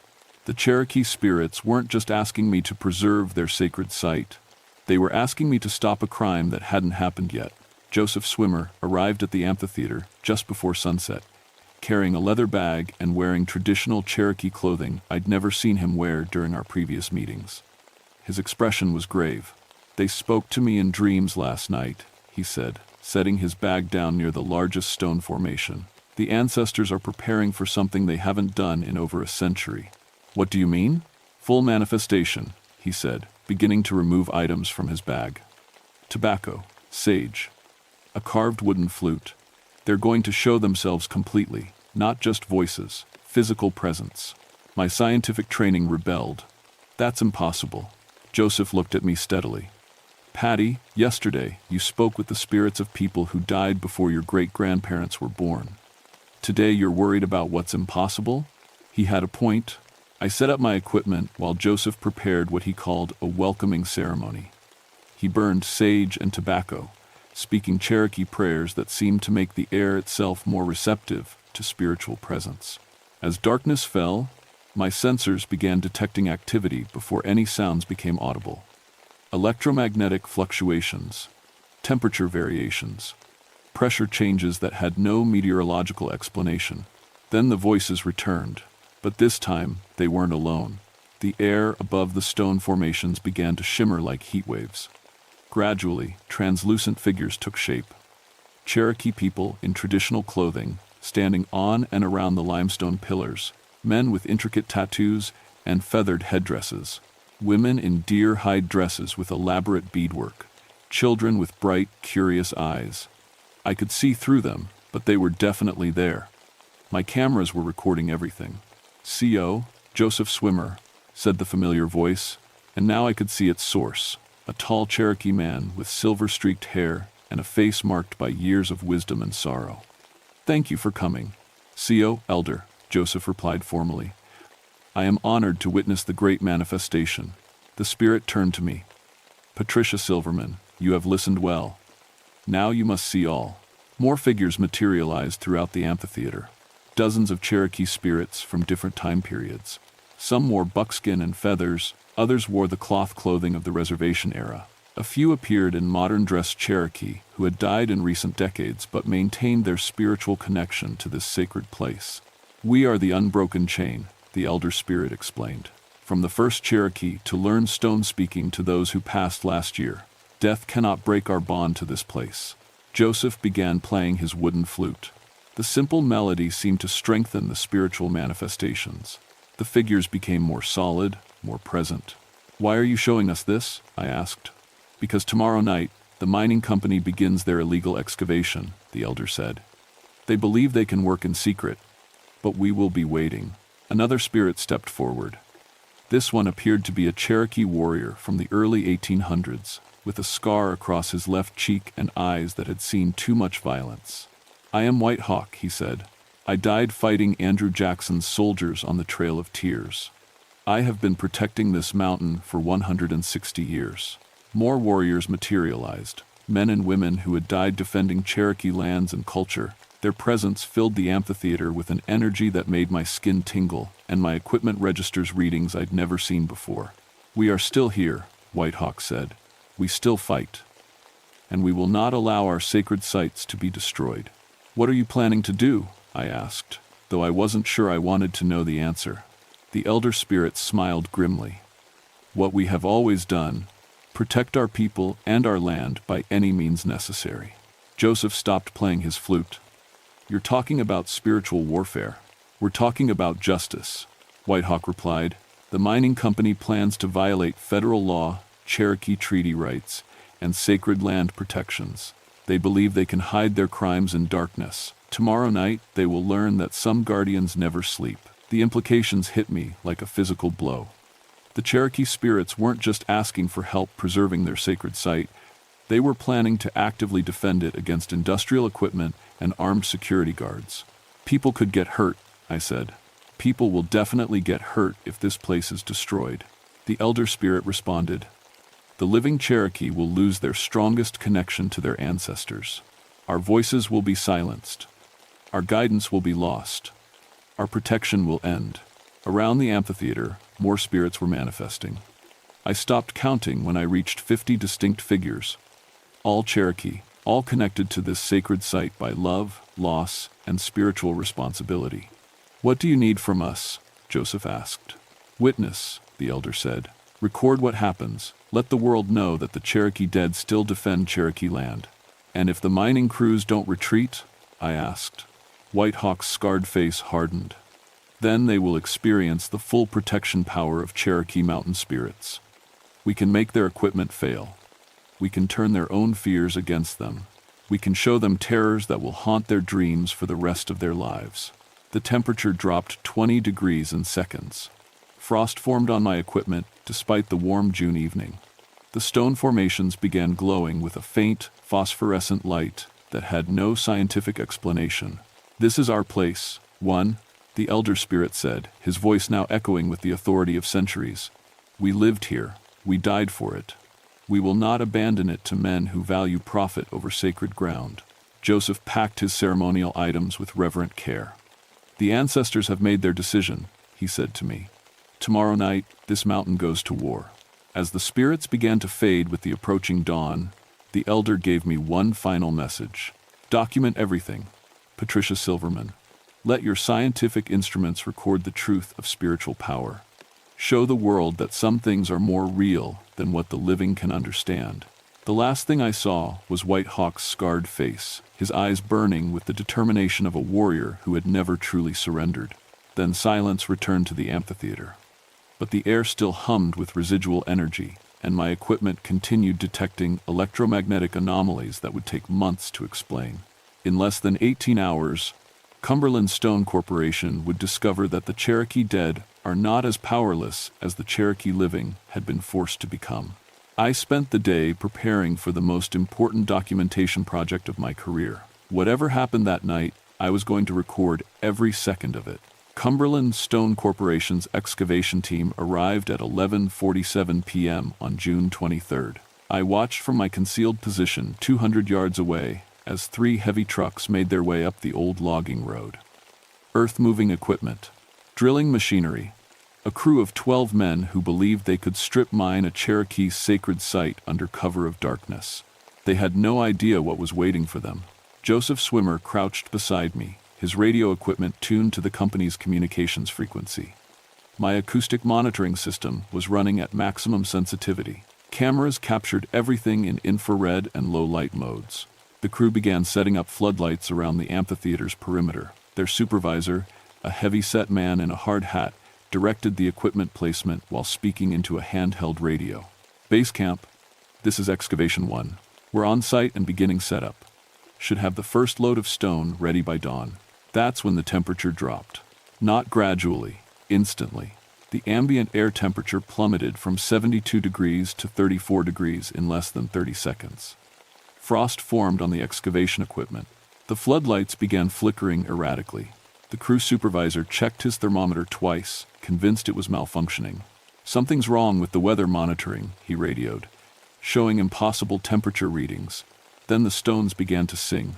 The Cherokee harmonies started softly, barely audible over the machinery noise, but they built quickly, growing in volume and complexity until the entire amphitheater resonated with ancestral voices. The limestone formations acted as natural amplifiers, projecting spirit songs across the mountainside. The excavation crew stopped work completely. They stood frozen, listening to music that shouldn't exist. "What the hell is that noise?" the supervisor demanded over his radio. Before anyone could answer, the equipment failures began. The excavator's engine died without warning. The drilling rig's hydraulics failed simultaneously. Floodlights exploded in showers of sparks. Radio communications dissolved into static filled with Cherokee words that none of the living men could understand. Through my headphones, I heard Whitehawk's voice cutting through the chaos. "Leave this place," he commanded in heavily accented English. "You have no right here." The supervisor grabbed a flashlight and scanned the amphitheater, searching for the source of the voice. His beam passed through the translucent figure of a Cherokee warrior standing directly on top of his excavator. The man's flashlight fell from nerveless fingers. "Jesus Christ," he whispered. "Do you see that?" His crew was already backing away from their equipment. Several were pointing at the growing number of Cherokee spirits materializing throughout the sacred site. Warriors with war paint and feathered headdresses, medicine men in ceremonial robes, women and children in traditional clothing spanning 3 centuries of Cherokee culture, all of them standing between the mining equipment and the sacred stones. "This is Cherokee land," the elder spirit announced, his voice carrying supernatural authority. "You will leave now." One of the younger crew members broke completely. He sprinted for the trucks, screaming about ghosts and demons. 2 others followed immediately. But the supervisor and his remaining men tried to restart their equipment. Corporate contracts outweighed supernatural terror, at least initially. That's when the Cherokee spirits stopped being polite. Whitehawk raised his hand, and every piece of electronic equipment in the amphitheater died permanently. Not temporary failure, complete destruction. Circuit boards fried, engines seized, hydraulic systems burst.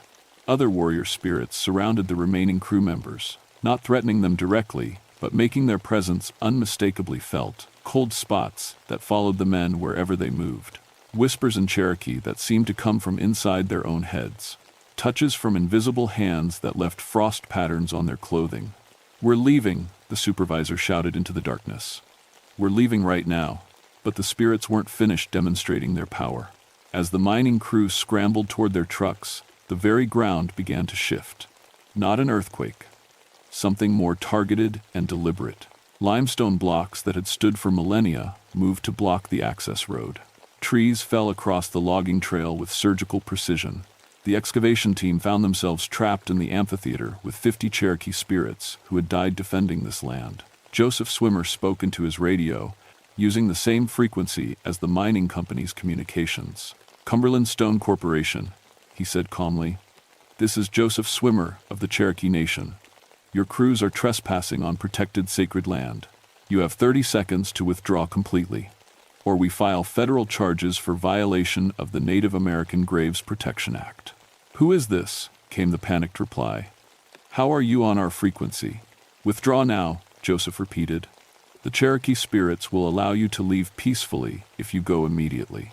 The supervisor looked around the amphitheater one more time. Cherokee spirits stood on every stone formation, their eyes reflecting the dim starlight.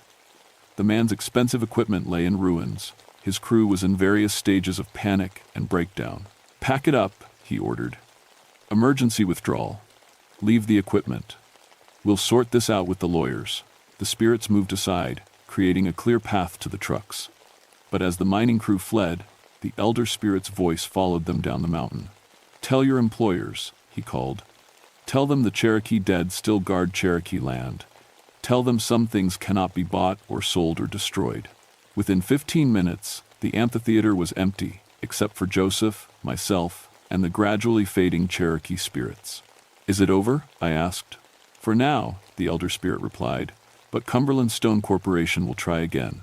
They will bring lawyers and court orders and claim this was all hallucination. What happens then? Whitehawk smiled grimly.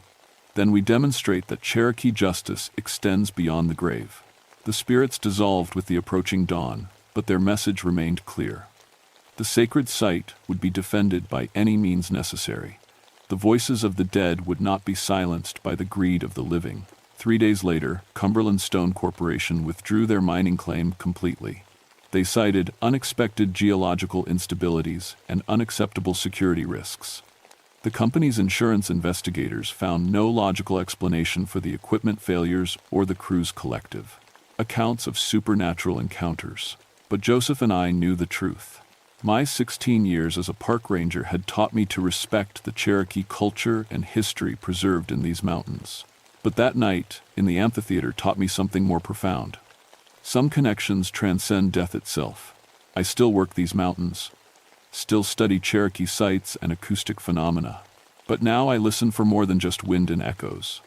I listen for the voices of those who came before, who still guide and protect their people from beyond the grave. The stones still sing at the summer solstice. Cherokee ancestors still speak to those willing to hear them, and sacred places remain sacred, protected by guardians who will never rest until their people are truly safe. The Cumberland Stone Corporation incident became legend among the Cherokee, but for those of us who were there, it was something more important than legend. It was proof that love of land and people can survive anything, even death itself. Every June, I return to the amphitheater for the solstice. I set up my equipment and listen to the voices of the Envanahi. They share their wisdom, their warnings, their hope for the future. And sometimes, late at night when the stones sing loudest, I hear new voices joining the ancestral choir. Cherokee who have passed in recent years, adding their protection to the eternal watch over sacred ground. The circle remains unbroken, the guardians remain vigilant, and the stones still remember everything,